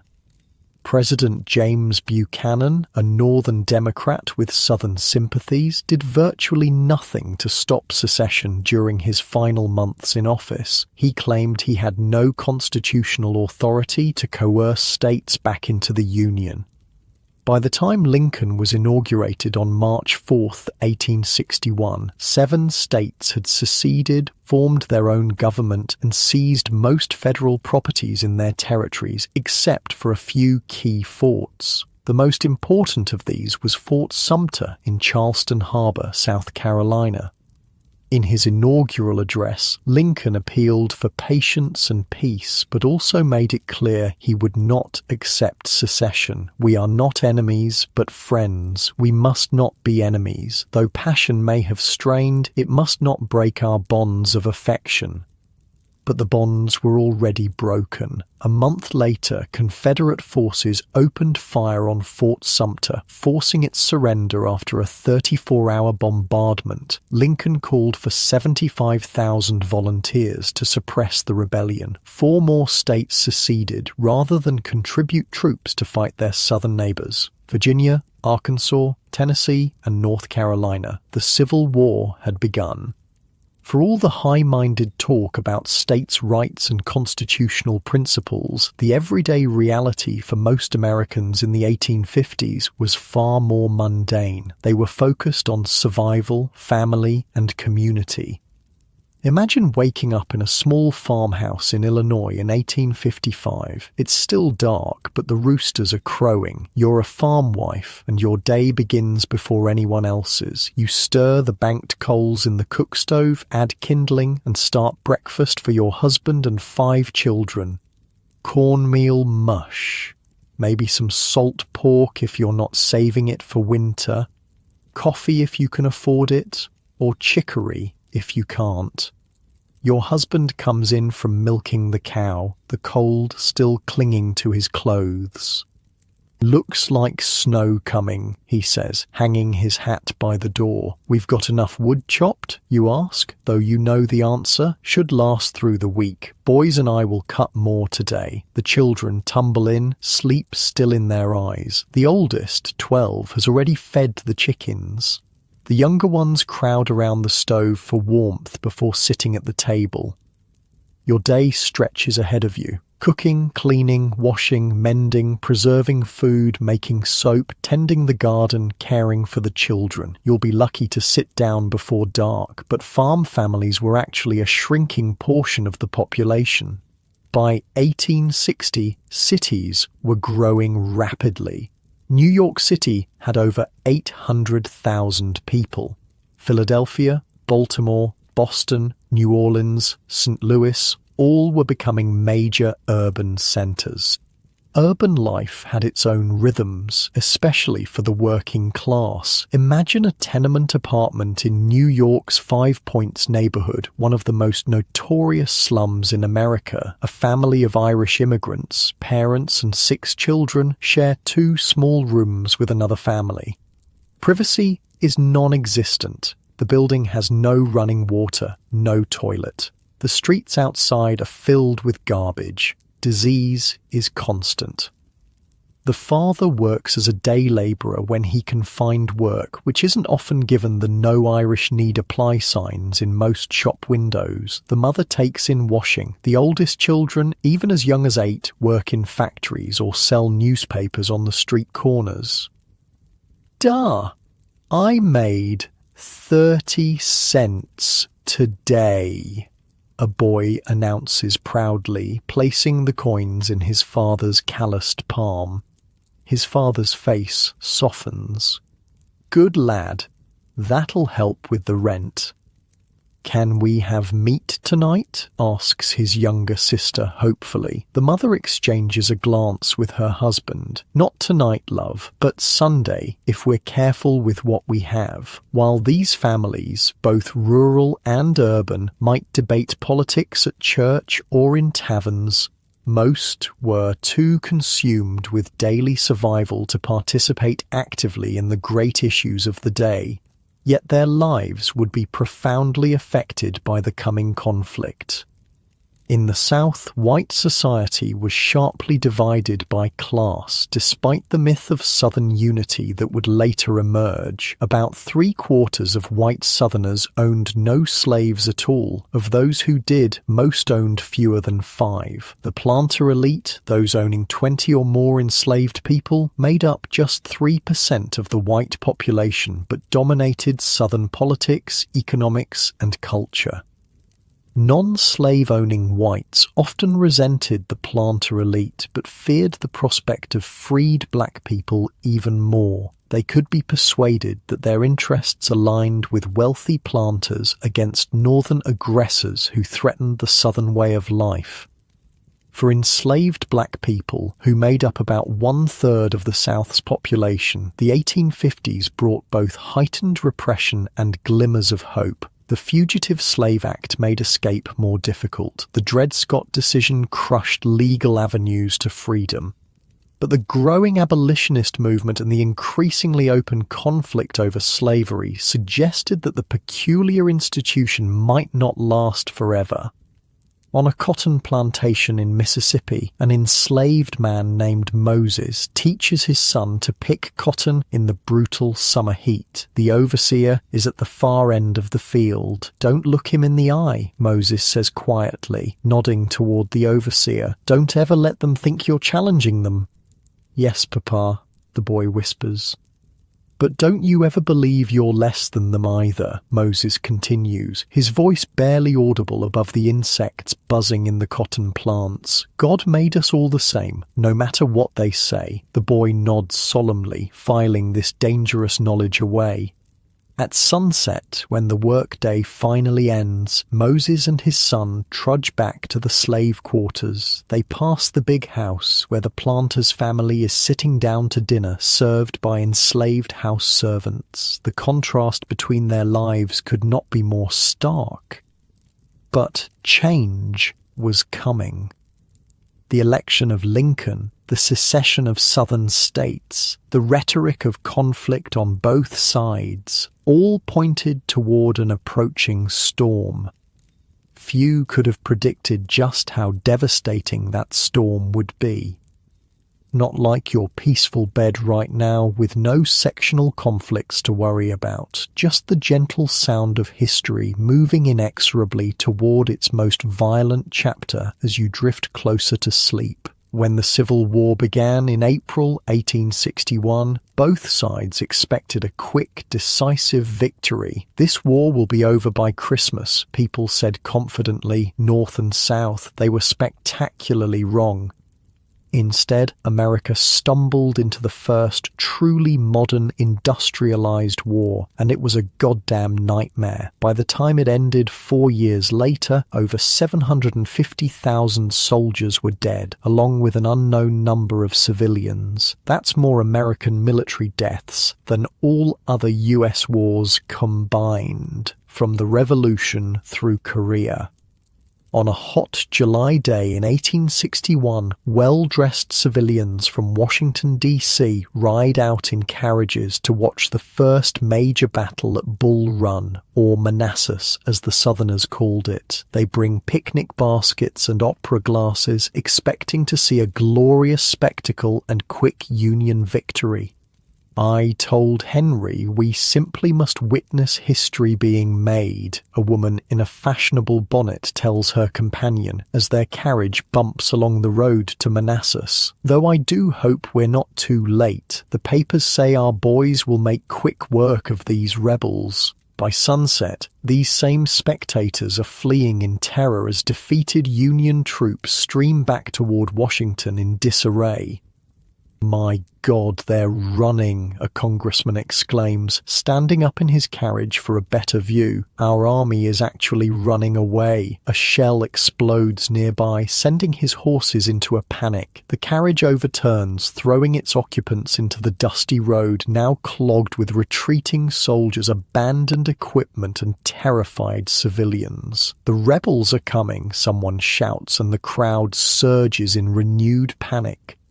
That first battle shocked both sides into realizing this would be no 90-day war. The Union settled in for a long struggle to bring the South back, while the Confederacy prepared to defend its claimed independence.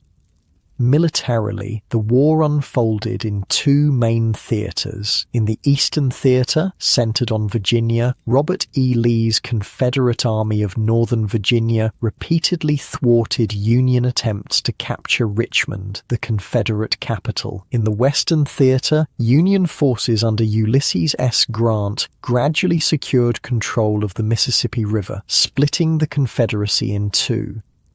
The war transformed not just the map, but the very nature of warfare. Railroads moved troops and supplies with unprecedented speed. Telegraph lines allowed real-time communication over vast distances. Improved weapons, especially rifled muskets, made battlefields deadlier than ever before.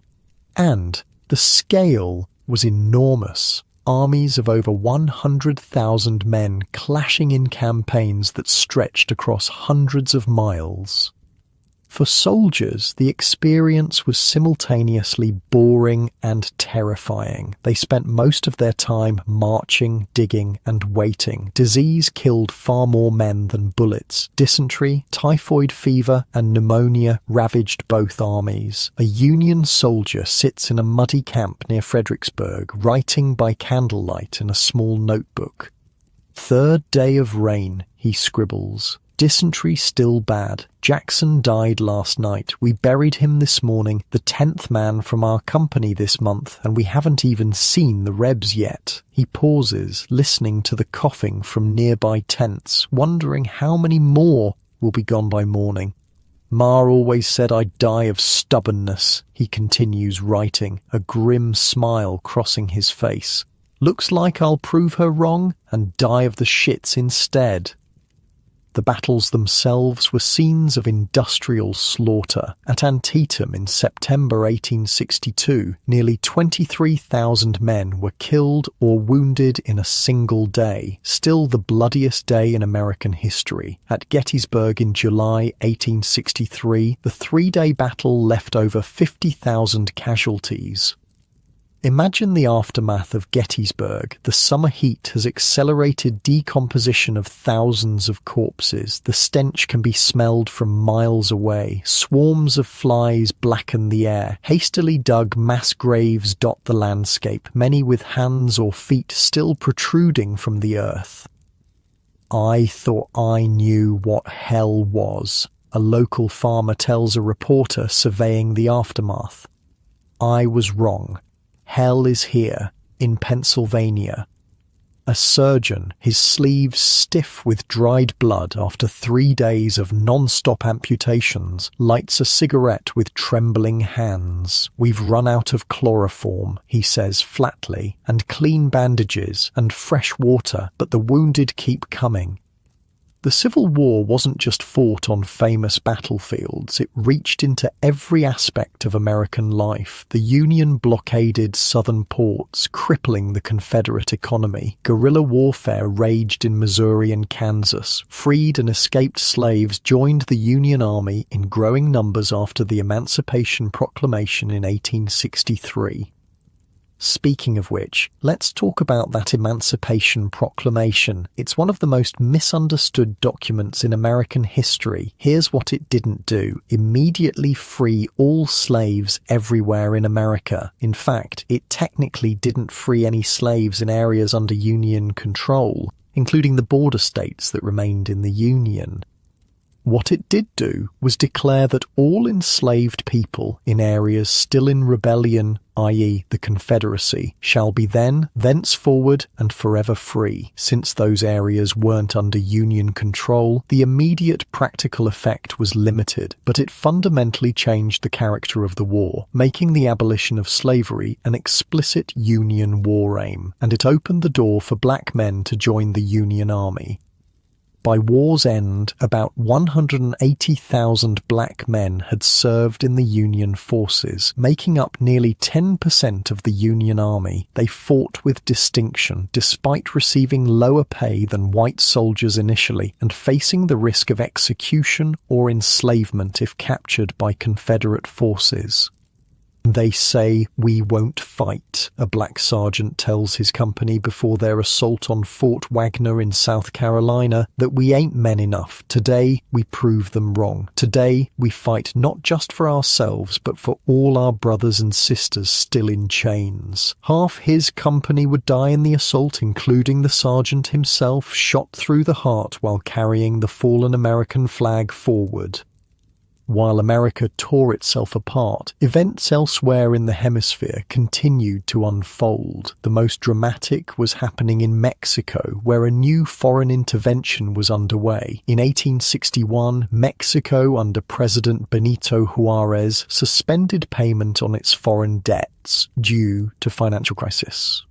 In response, Britain, Spain, and France sent forces to occupy Veracruz and collect their money.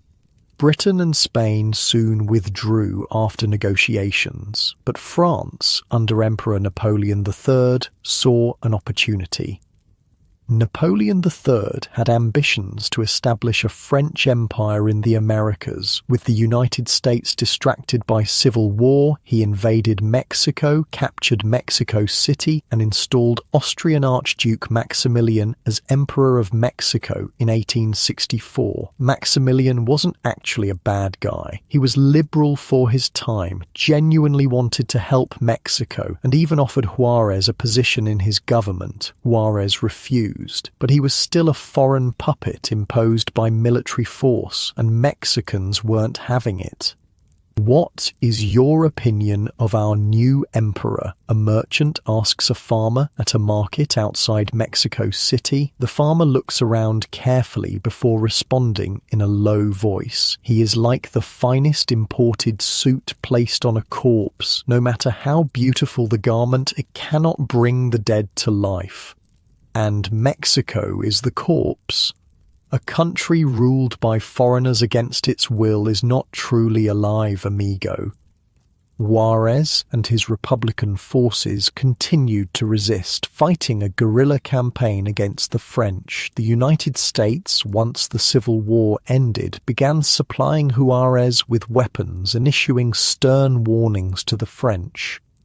Back in the United States, the war had reached its bloody climax. By 1864, Grant's strategy of attrition was gradually wearing down Lee's army in Virginia, while General William Tecumseh Sherman was cutting a destructive swath through Georgia on his infamous march to the sea. Sherman's march embodied a new philosophy of total war that targeted not just enemy armies, but the entire economic and social system that supported them. His troops destroyed railroads, burned crops, killed livestock, and freed slaves across a 60-mile-wide path from Atlanta to Savannah. "We are not only fighting hostile armies," Sherman explained, "but a hostile people, and must make them feel the hard hand of war." An enslaved woman watches from hiding as Sherman's troops burn the plantation where she has lived all her life. The big house is in flames, the cotton gin destroyed, the smokehouses emptied of meat. A Union soldier spots her and approaches. "You're free now," he tells her. "You can come with us if you want." She looks at the destruction around her, the only home she's ever known reduced to ashes. "And where would I go? What would I do?" The soldier has no good answer for her. Freedom was precious, but it came with terrible uncertainties for people who had been denied education, property, and basic rights their entire lives. The Confederate war effort finally collapsed in April 1865. Richmond fell to Union forces. Lee surrendered to Grant at Appomattox Courthouse on April 9th. The remaining Confederate armies capitulated over the next few weeks.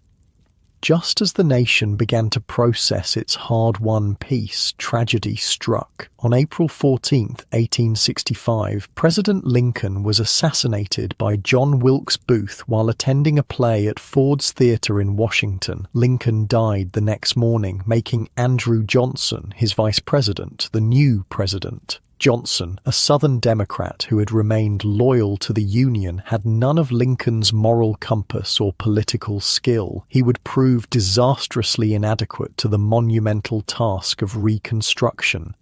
And what a task it was. The South lay in ruins. Cities like Atlanta, Columbia, and Richmond had been largely destroyed. Railroads, bridges, and factories were wrecked. The Confederate currency was worthless. Over a quarter of Southern white men of military age were dead, disabled, or missing.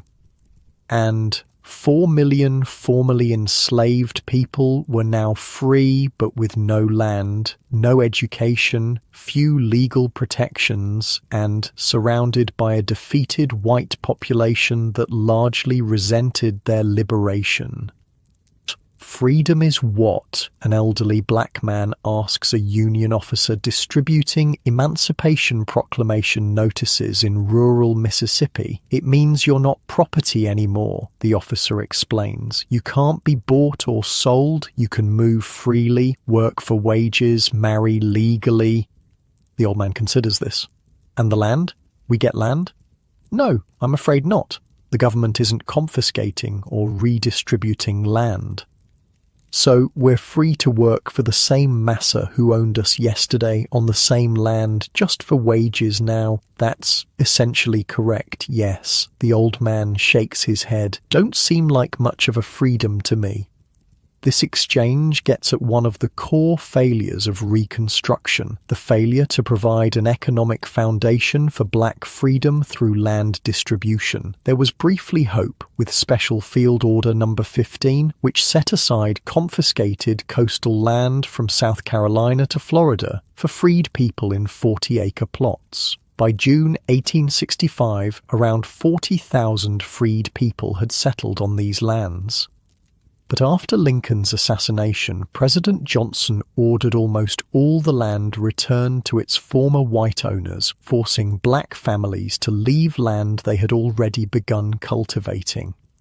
Despite these challenges, black Americans seized the opportunities available to them during Reconstruction. They established churches and schools, entered politics, started businesses, and reunited families separated by slavery. The 13th, 14th, and 15th Amendments abolished slavery, guaranteed citizenship rights, and prohibited racial discrimination in voting.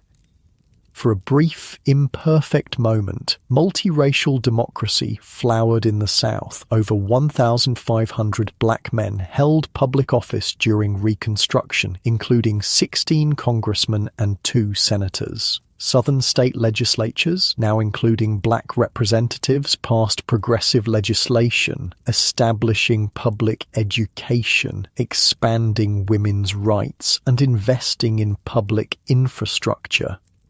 White Southerners, particularly former Confederate leaders and wealthy planters, were horrified by these developments. They founded terrorist organizations like the Ku Klux Klan to intimidate black voters and their white Republican allies. Night falls on a small town in Alabama, 1868. A black family huddles in their cabin as hoofbeats approach. "Blow out the lamp," the father whispers urgently. "Everyone be silent." Outside, white hooded figures carry torches and rifles. They stop at a neighbor's house, a black man recently elected to the county commission. "Come out, Sanders," one calls. "We know you're in there." When Sanders appears in the doorway, they drag him out. His wife's screams echo through the night. The next morning, Sanders' body is found hanging from an oak tree in the town square, a warning to any black person who dared participate in politics. Such terrorism was widespread and effective. The federal government occasionally intervened to suppress it, but never with sufficient force or consistency to end it. Meanwhile, Northern commitment to Reconstruction was waning. The economic depression of 1873 shifted attention to other concerns. Corruption scandals in the Grant administration undermined the moral authority of Republicans. And many white Northerners simply grew tired of the Southern question and wanted reconciliation with white Southerners. The final blow came with the contested presidential election of 1876. Democrat Samuel Tilden won the popular vote, but Republican Rutherford B. Hayes needed just one more electoral vote to win. In the Compromise of 1877, Southern Democrats agreed to accept Hayes's election in exchange for the withdrawal of the last federal troops from the South and an end to federal enforcement of black civil rights. Reconstruction was over. What followed in the South was called redemption by white Southerners, the restoration of white supremacy through violence, intimidation, and legal disenfranchisement of black citizens. The Jim Crow era had begun and would last for nearly a century. While the United States was navigating its post-war reality, events elsewhere in the hemisphere were reaching their own turning points. In Mexico, the French adventure was collapsing. With the Civil War over, the United States could turn its attention south and began applying diplomatic pressure and supplying weapons to Juarez's forces. Napoleon III, facing the rise of Prussia in Europe, withdrew French troops in 1866. Maximilian refused to abdicate, believing mistakenly that he still had Mexican support. He was captured by Republican forces, court-martialed and executed by firing squad on June 19, 1867. Before the fatal shots, Maximilian stands blindfolded against a wall, dignified to the end. "May my blood be the last to be spilled for Mexico's good," he says. "Long live Mexico." The officer in charge of the firing squad, a man who has fought French occupation for years, feels an unexpected pang of respect for the foreign emperor's courage, but he gives the order anyway. Mexico will be ruled by Mexicans again. Juarez returned to power and began rebuilding, but Mexico's troubles were far from over. Years of war had devastated the economy and deepened political divisions. After Juarez's death in 1872, Porfirio Diaz eventually emerged as the dominant figure. He would rule Mexico as a dictator for most of the period from 1876 to 1911, bringing stability and economic growth at the cost of political freedom and increasing inequality. Across Latin America, similar patterns were emerging. Strong, often autocratic leaders brought a measure of stability after decades of post-independence chaos. Foreign investment, particularly from Britain, poured in to build railroads, develop mines, and establish export-oriented agricultural enterprises. But this economic progress often came at a steep social cost. Indigenous lands were seized for commercial development. Debt peonage replaced slavery as a method of controlling rural labour, and political power remained concentrated in the hands of small, wealthy elites. Not like your comfortable bed right now, where you can sleep without worrying about political instability or economic exploitation. Just the gentle flow of history continuing its course, carrying you toward deeper relaxation. By the late 1870s, America was done with the whole Reconstruction thing. The North and South had officially reconciled, which basically meant white America collectively agreed to forget about those pesky civil rights for black people and move on to making money. Lots and lots of money. Welcome to the Gilded Age, named by Mark Twain to describe something that looked golden and shiny on the outside, but was actually made of cheaper material underneath. Pretty perfect description for America between 1877 and 1900. This was the era of the robber barons, obscenely wealthy industrialists who built massive business empires, often through ruthless and questionable means. Guys like John D. Rockefeller, who created Standard Oil and controlled 90% of America's oil refining. Andrew Carnegie, whose steel company produced more steel than the entire nation of Great Britain. J.P. Morgan, who could single-handedly stop financial panics by deciding which companies would survive and which wouldn't.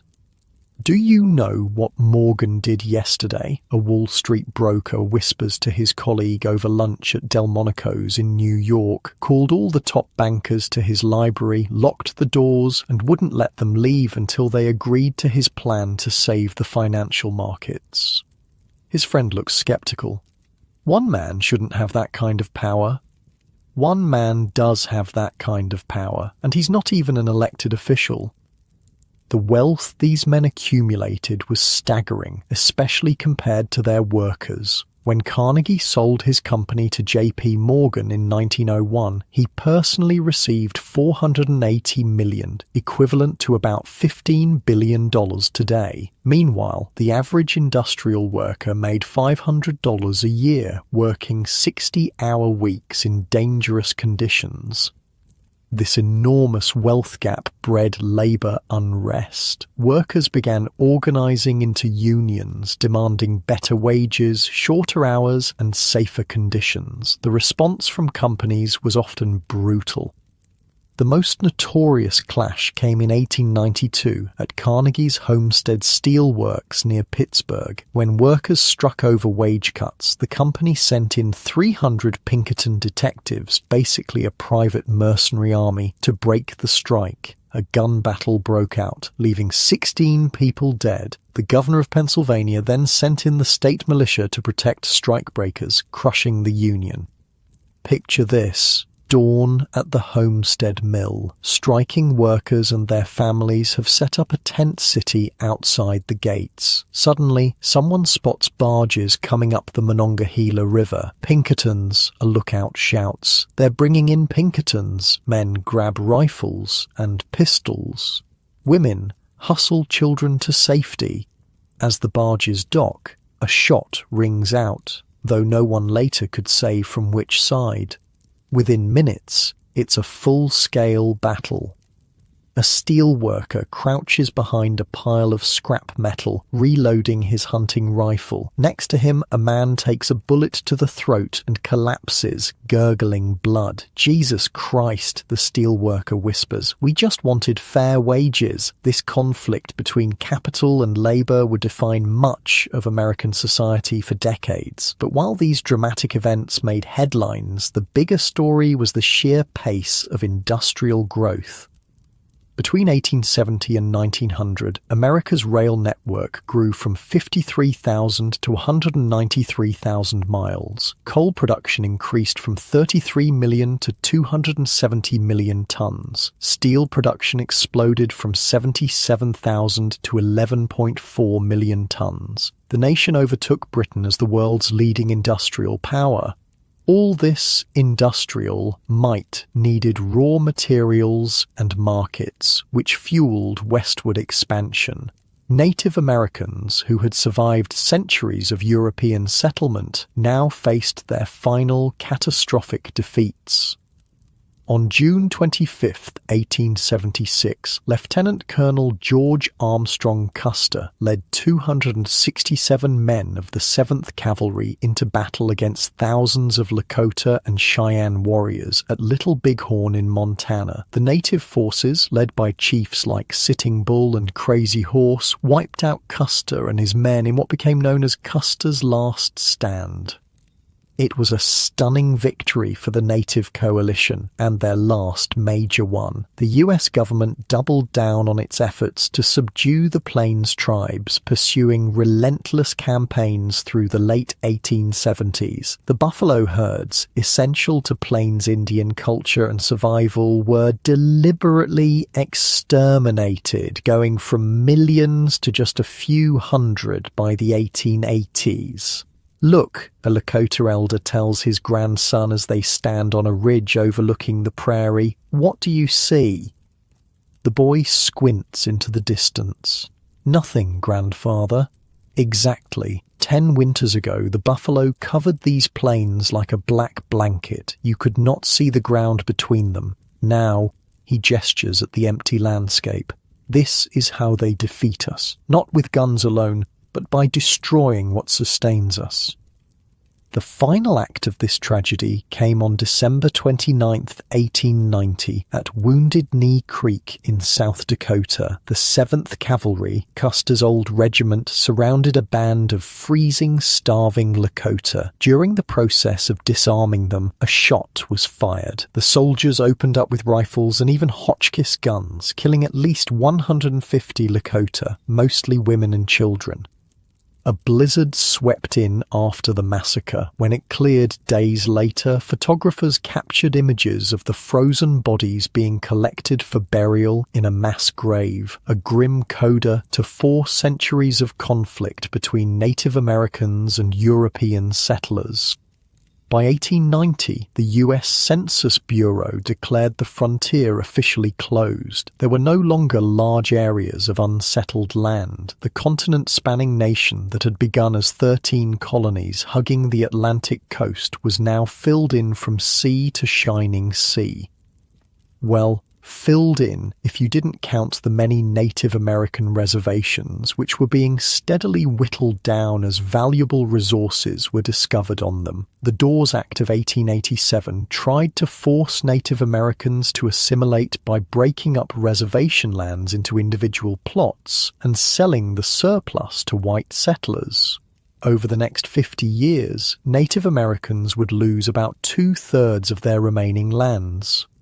While America was experiencing its industrial revolution, similar processes were unfolding across Latin America, though with important differences. Rather than developing diverse industrial economies, most Latin American countries specialized in exporting 1 or 2 raw materials. Coffee from Brazil and Colombia, beef and wheat from Argentina, silver from Mexico, tin from Bolivia, copper from Chile. This export-oriented model created enclaves of modernity, particularly in capital cities, surrounded by traditional rural areas that remained largely unchanged. Foreign investment, mainly British but increasingly American, poured in to build railroads, ports and mines that would facilitate getting these raw materials to world markets. Buenos Aires in the 1880s was being transformed into the Paris of South America. Grand boulevards, elegant theatres and European-style architecture reflected Argentina's new wealth as the world's leading beef exporter. An English businessman walks along Calle Florida. Buenos Aires's fashionable shopping street with a local rancher who has come to the city on business. "Your capital is quite impressive," the Englishman remarks. "I hardly feel I've left Europe." The Argentine laughs. That's precisely the goal. Our elites want nothing more than to forget we're in South America. But drive 20 miles outside the city and you'll see a very different Argentina. This different Argentina and the different Brazil, Chile, Peru and so on was where the vast majority of Latin Americans lived.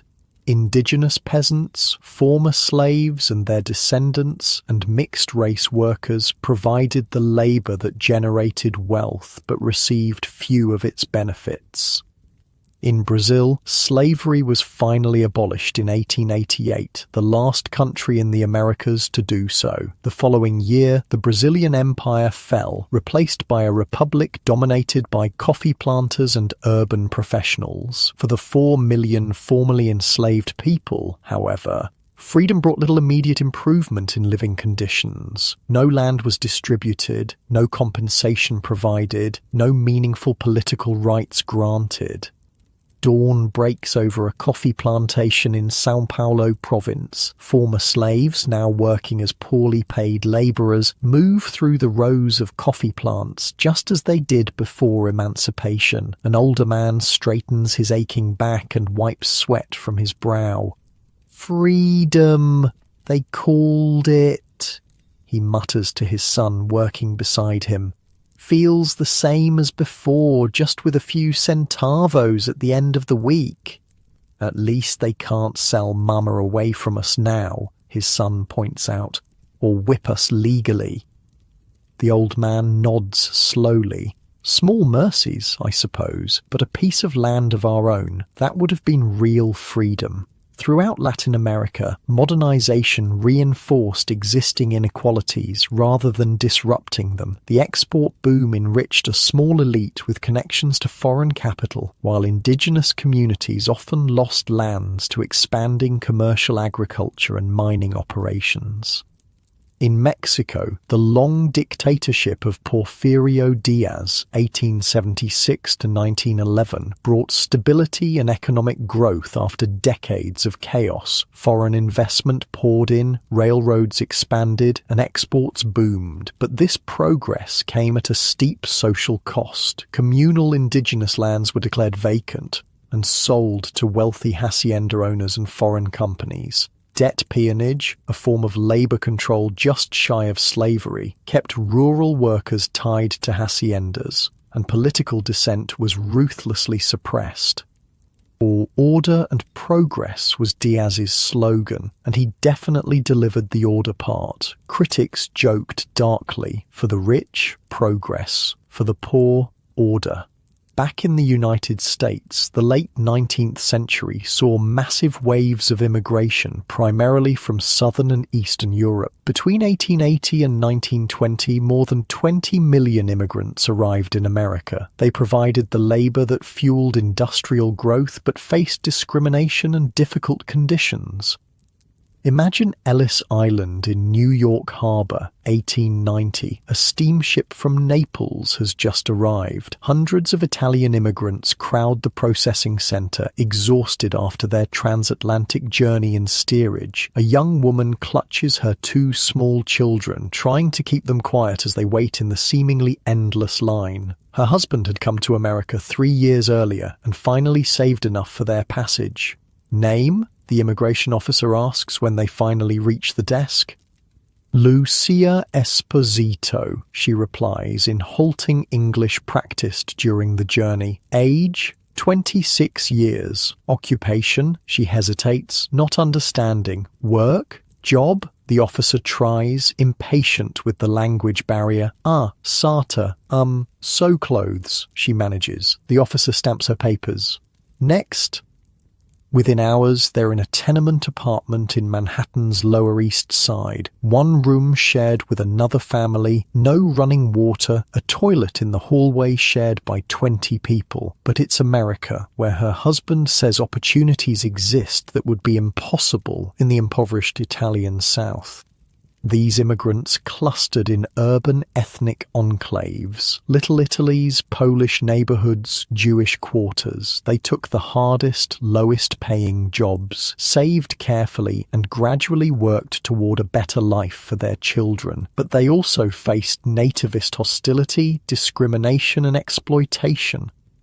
In 1882, the Chinese Exclusion Act became the first significant law restricting immigration to the United States, prohibiting all immigration of Chinese laborers after decades of anti-Chinese agitation, particularly in California. It marked the beginning of an era of increasing immigration restrictions. All this economic and demographic change was accompanied by significant technological innovation. By 1900, American cities were being transformed by electricity, telephones, automobiles, and other modern technologies. In rural areas, though, life remained largely pre-industrial. Most farms still lacked electricity, indoor plumbing, and phone service. Rural isolation was profound, broken only by occasional trips to town or visits from travelling salesmen and mail-order catalogues. This rural-urban divide fueled the populist movement of the 1890s as farmers organised against what they saw as exploitation by railroads, banks and commodity traders. The populists called for inflation of the money supply through the coinage of silver, summarised in the slogan, "Free silver," a graduated income tax, government ownership of railroads and other reforms. While the Populist Party itself ultimately failed, many of its ideas would later be adopted during the progressive era of the early 20th century. For Black Americans, the late 19th century was the nadir of post-slavery experience. The hard-won civil rights of Reconstruction were systematically stripped away. Southern states implemented poll taxes, literacy tests, and other measures designed to disenfranchise black voters. In 1896, the Supreme Court in Plessy v. Ferguson upheld the constitutionality of racial segregation under the doctrine of separate but equal. The reality, of course, was separate and profoundly unequal. Black schools received a fraction of the funding of white schools. Black neighborhoods lacked basic services. Job discrimination confined most black workers to agricultural labor or domestic service. Worse still was the reign of terror imposed through lynching. Extrajudicial murders by white mobs, often conducted as public spectacles with picnicking families watching. Between 1882 and 1968, at least 4,543 people were lynched in the United States, the vast majority of them black men in the South. A black sharecropper hurries his family along a rural road at dusk, their few possessions in a wagon. "Pa, why are we leaving in the night?" his teenage son asks. "We ain't done with the harvest." "Hush now," the father replies tensely. "We just need to be gone from here." What he doesn't say, a white woman had accused a black man of looking at her wrong in town that morning. It didn't matter who. Any black man would do for the mob forming at the courthouse. They needed to be counties away by dawn. In response to these worsening conditions, black leaders debated different strategies for survival and advancement. Booker T. Washington advocated vocational education and economic self-sufficiency, accepting political disenfranchisement for the moment. W.E.B. Du Bois called for full civil rights and liberal arts education for the talented 10th who would lead the race. Both recognized the desperate situation facing Black Americans in an increasingly hostile society. In Latin America, similar racial hierarchies persisted despite the official abolition of slavery and legal equality. Throughout the region, people of indigenous and African descent faced discrimination, economic marginalization, and limited opportunities for advancement. These decades also saw the emergence of the United States as an imperial power beyond its continental borders. The Spanish-American War of 1898 would transform America's role in the hemisphere and the world, launching it on a path to global power status in the coming century. But that's a story for our next part. For now, just drift with the currents of history as they flow toward the 20th century, a time of unprecedented change and challenge for the Americas. Not like your comfortable, peaceful bed in 2025, with no robber barons to worry about, no industrial strife to navigate, just the gentle weight of history's passage carrying you closer to sleep. In 1898, the United States was itching for a fight. The country had grown enormously powerful through industrialization but remained trapped in its continental box. European powers had carved up Africa and were nibbling at Asia. Even Japan had joined the Imperial Club after defeating China in 1895. America wanted a seat at the big boy table. It just needed an excuse. Spain, meanwhile, was having a hell of a time holding on to the sad remnants of its once mighty empire. Cuba and the Philippines were in full-blown revolt. The Spanish response was brutal, including concentration camps where civilians died of disease and starvation. American yellow journalism, sensationalist newspapers that cared more about selling copies than reporting facts, whipped up public outrage. "Have you seen today's Journal?" a man asks his friend at a New York bar, spreading out the newspaper with its screaming headline about Spanish atrocities in Cuba. "Hearst will say anything to sell papers," his friend replies skeptically. "Maybe so, but my cousin's a sailor on the main. Says they're sending him to Havana Harbor to protect American interests. Sounds like we're getting ready for something big." The USS Maine was indeed sent to Havana in January 1898. On February 15th, it mysteriously exploded, killing 266 American sailors. Spain denied responsibility, and modern analysts think it was probably an accidental coal bunker fire that ignited the ship's ammunition. But at the time, American newspapers screamed, "Remember the Maine," and demanded war. They got it. The Spanish-American War lasted just 10 weeks from April to August 1898. American naval power quickly destroyed Spanish fleets in the Philippines and Cuba. US troops, including the famous Rough Riders led by Theodore Roosevelt, defeated Spanish land forces.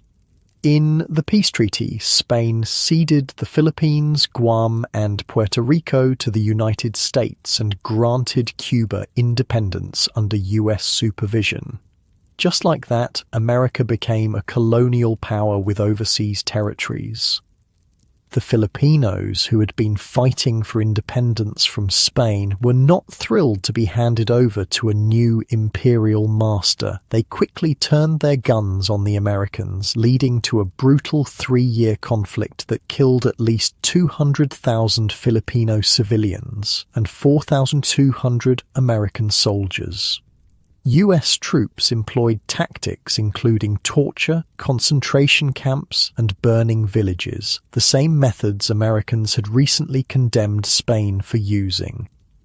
"I've been ordered to kill everyone over 10, a US Marine writes in a letter home from the Philippines. "This is not the war we signed up for. These are not the barbarians," his captain admits privately after ordering a village burned. "We are."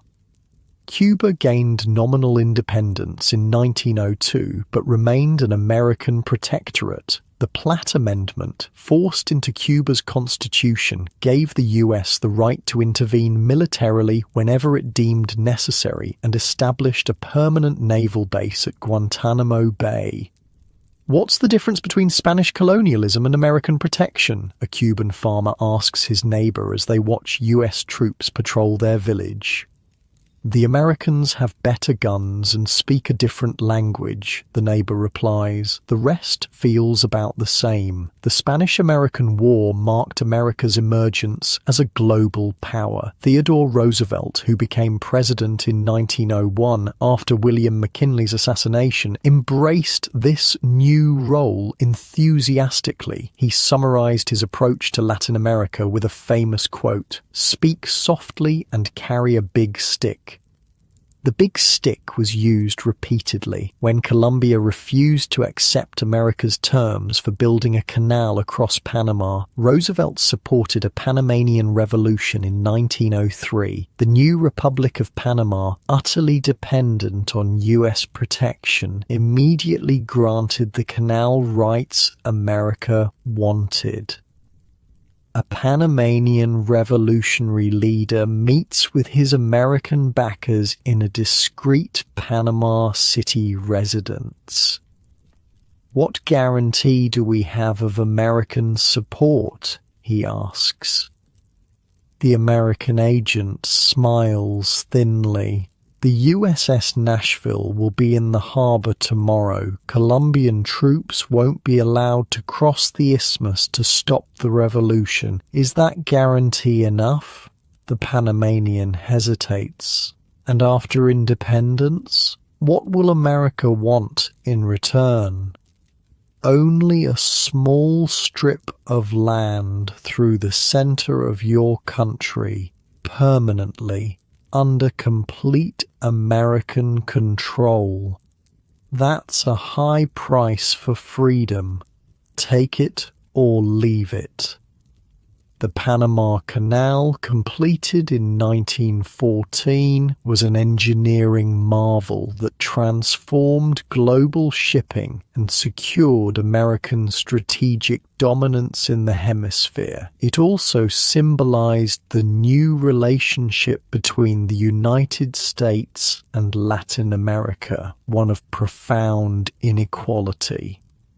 This relationship was formalized in the Roosevelt corollary to the Monroe Doctrine, which asserted America's right to intervene in Latin American countries to prevent European intervention. In practice, this meant US forces were repeatedly sent to protect American business interests and ensure debt repayments to US and European banks. Between 1898 and 1934, the US militarily intervened in Cuba, Panama, Honduras, Nicaragua, Mexico, Haiti, and the Dominican Republic, the last two occupied for decades. American corporations like United Fruit Company gained enormous power in these countries, leading to the term Banana Republic for nations effectively controlled by foreign business interests. Dawn breaks over a Guatemalan village. United Fruit Company overseers direct workers harvesting bananas. An old man watches from the edge of the plantation, land that once belonged to his community before the government sold it to the American corporation. "My grandfather is buried there," he tells his grandson, pointing to a spot now covered in uniform rows of banana plants. "Our people farmed this valley for 500 years. Can't we get it back?" the boy asks. The old man shakes his head. "The company has more power than our government. Their security men carry guns. Their managers are friends with the president. That's not fair." "No," the old man agrees, "but that's how it is now." While flexing its muscles internationally, America was also reforming at home. The Progressive Era, spanning roughly from 1890 to 1920, saw efforts to address the social problems created by rapid industrialization and urbanization. Journalists known as muckrakers exposed corruption and exploitation. Upton Sinclair's novel The Jungle, 1906, revealed horrific conditions in meatpacking plants leading to the Pure Food and Drug Act. Reformers pushed for women's suffrage, prohibition of alcohol, child labor laws, and regulation of monopolies. Presidents Theodore Roosevelt, William Howard Taft, and Woodrow Wilson all pursued progressive policies to varying degrees. The federal government broke up monopolies, established the Federal Reserve banking system, created the income tax, and expanded its regulatory powers. But progressivism had its limits. Most reformers accepted racial segregation and scientific racism. Immigration restrictions tightened. Labor activism was often suppressed violently, and American interventions abroad increased even as democracy was being strengthened at home. This contradiction was particularly evident in American policy toward Mexico, when the Mexican Revolution erupted in 1910, ending Porfirio Diaz's 35-year dictatorship. The U.S. response veered between intervention and restraint.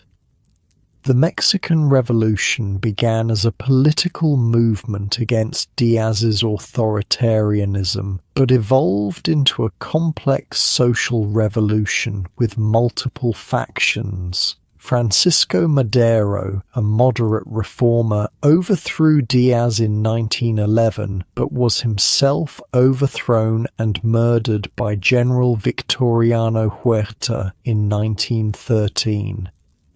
President Woodrow Wilson, who took office just weeks before Huerta's coup, refused to recognize the new regime, calling it a government of butchers. When American sailors were briefly detained in Tampico in 1914, Wilson used the incident as a pretext to occupy Veracruz, Mexico's main port. The occupation, which lasted 7 months and killed hundreds of Mexicans, inflamed anti-American sentiment. Even Huerta's opponents condemned the violation of Mexican sovereignty. A Mexican dock worker in Veracruz surveys the damage from American naval bombardment. Bodies still lie in the streets as U.S. Marines patrol. They say they came to help us overthrow Huerta, he says bitterly to his neighbor. Do these dead children look helped to you? The Americans always talk about freedom and democracy, the neighbor replies, but they only care about their own freedom, their own democracy. The revolution continued to unfold violently. Huerta was eventually overthrown by a coalition led by Venustiano Carranza, but more radical revolutionaries like Pancho Villa and Emiliano Zapata, who demanded fundamental land reform and social justice, continued fighting. Villa, angry at American support for Carranza, attacked the town of Columbus, New Mexico in 1916, killing 18 Americans. Wilson sent a punitive expedition under General John J. Pershing into Mexico to capture Villa. For nearly a year, 10,000 American troops chased Villa through northern Mexico without success, further straining U.S.-Mexican relations. The Mexican Revolution eventually resulted in the Constitution of 1917, one of the most progressive documents of its time. It limited foreign ownership of resources, separated church and state, promised land reform, and guaranteed labor rights. But implementing these principles would take decades, and more than 1 million Mexicans died in the fighting. Elsewhere in Latin America, the early 20th century saw both economic growth and deepening dependency on exports to the United States and Europe. The elites in many countries grew wealthy from this trade, but structural inequalities persisted. In Argentina, which had one of the world's highest per capita incomes by 1910, European immigration transformed society. Italian and Spanish immigrants poured in, making Buenos Aires a cosmopolitan city rivaling European capitals. But land and power remained concentrated in the hands of a small oligarchy. In Brazil, the collapse of rubber prices after Southeast Asian plantations broke the Amazon's monopoly, created economic crisis in the north. Coffee dominated exports, tying the country's fortunes to a single commodity with wildly fluctuating prices. When coffee prices crashed, the entire economy suffered. Chile's economy revolved around copper and nitrates, both increasingly controlled by American companies. Peru exported guano, bird droppings used as fertilizer, sugar and cotton. Bolivia depended on tin. All remained vulnerable to price fluctuations and foreign control of key industries.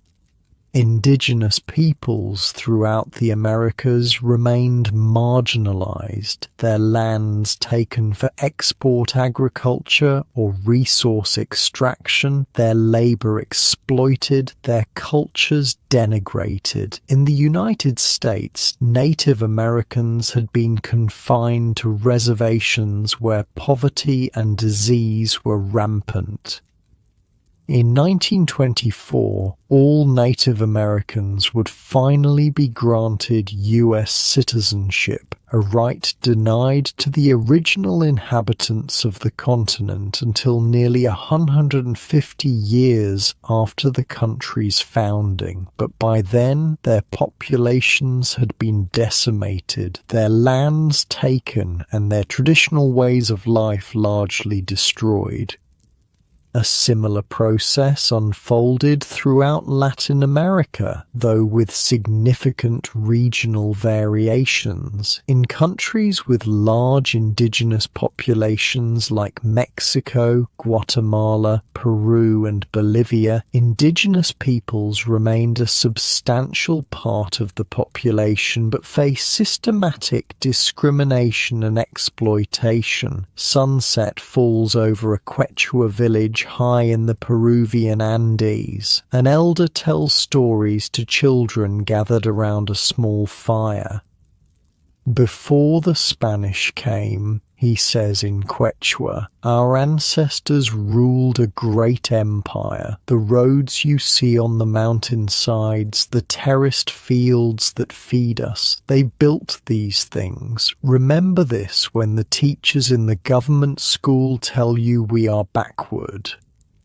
A boy looks up. Then, why are we poor now? The elder sighs.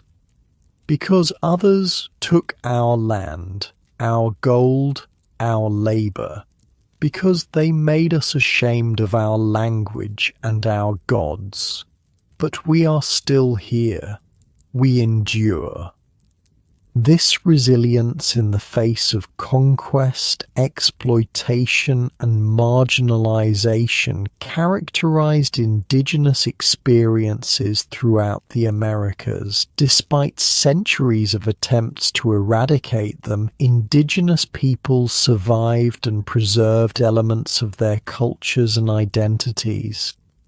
By 1914, the Americas had been transformed by over a century of revolution, nation-building, industrialization, and imperialism. The United States had emerged as the dominant power in the hemisphere and a major player on the world stage. Latin American nations had established their independence but struggled with internal divisions and external pressures.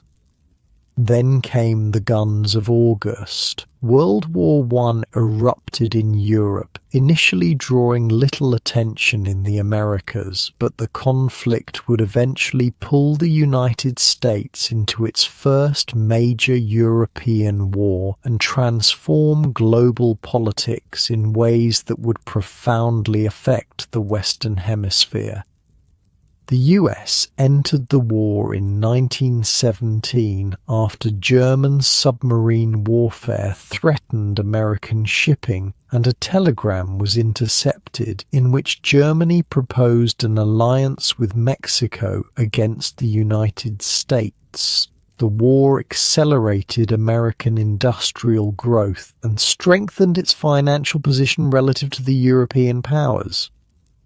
When the war ended in 1918, the United States emerged as the world's largest economy and a major military power. The old European imperial system was mortally wounded. A new global order was emerging in which the United States would play a central role. For Latin America, the war disrupted traditional trading patterns with Europe and increased economic dependence on the United States. American investments in the region grew rapidly, and US political influence expanded accordingly. The stage was set for a new chapter in the history of the Americas, one in which the United States would dominate the hemisphere economically, politically, and culturally in unprecedented ways. But that story belongs to another time. The journey we've taken from the revolutions of independence to the eve of World War I spans more than a century of extraordinary change. We've seen empires fall and new nations rise. We've witnessed slavery's abolition and industrialization's advance. We've followed the struggles of ordinary people, Indigenous, European, African, Asian, as they built lives amid these massive transformations. History is not just the story of presidents and generals, laws and treaties. It's the story of the woman tending her corn in a Mexican village, the slave planning escape along the Underground Railroad, the immigrant stepping onto Ellis Island with dreams of a better life, the Native American preserving ancient traditions despite overwhelming pressure to abandon them. Their stories, millions upon millions of them, make up the rich tapestry of the American experience in all its complexity, tragedy, and triumph. And as you drift towards sleep, perhaps you'll dream of these ancestors whose lives, however distant from our own, help shape the world we inhabit today. Rest easy in the knowledge that their struggles were not in vain, that their hopes and dreams echo through time, that their stories live on in the eternal river of human history, flowing ever forward through darkness and light.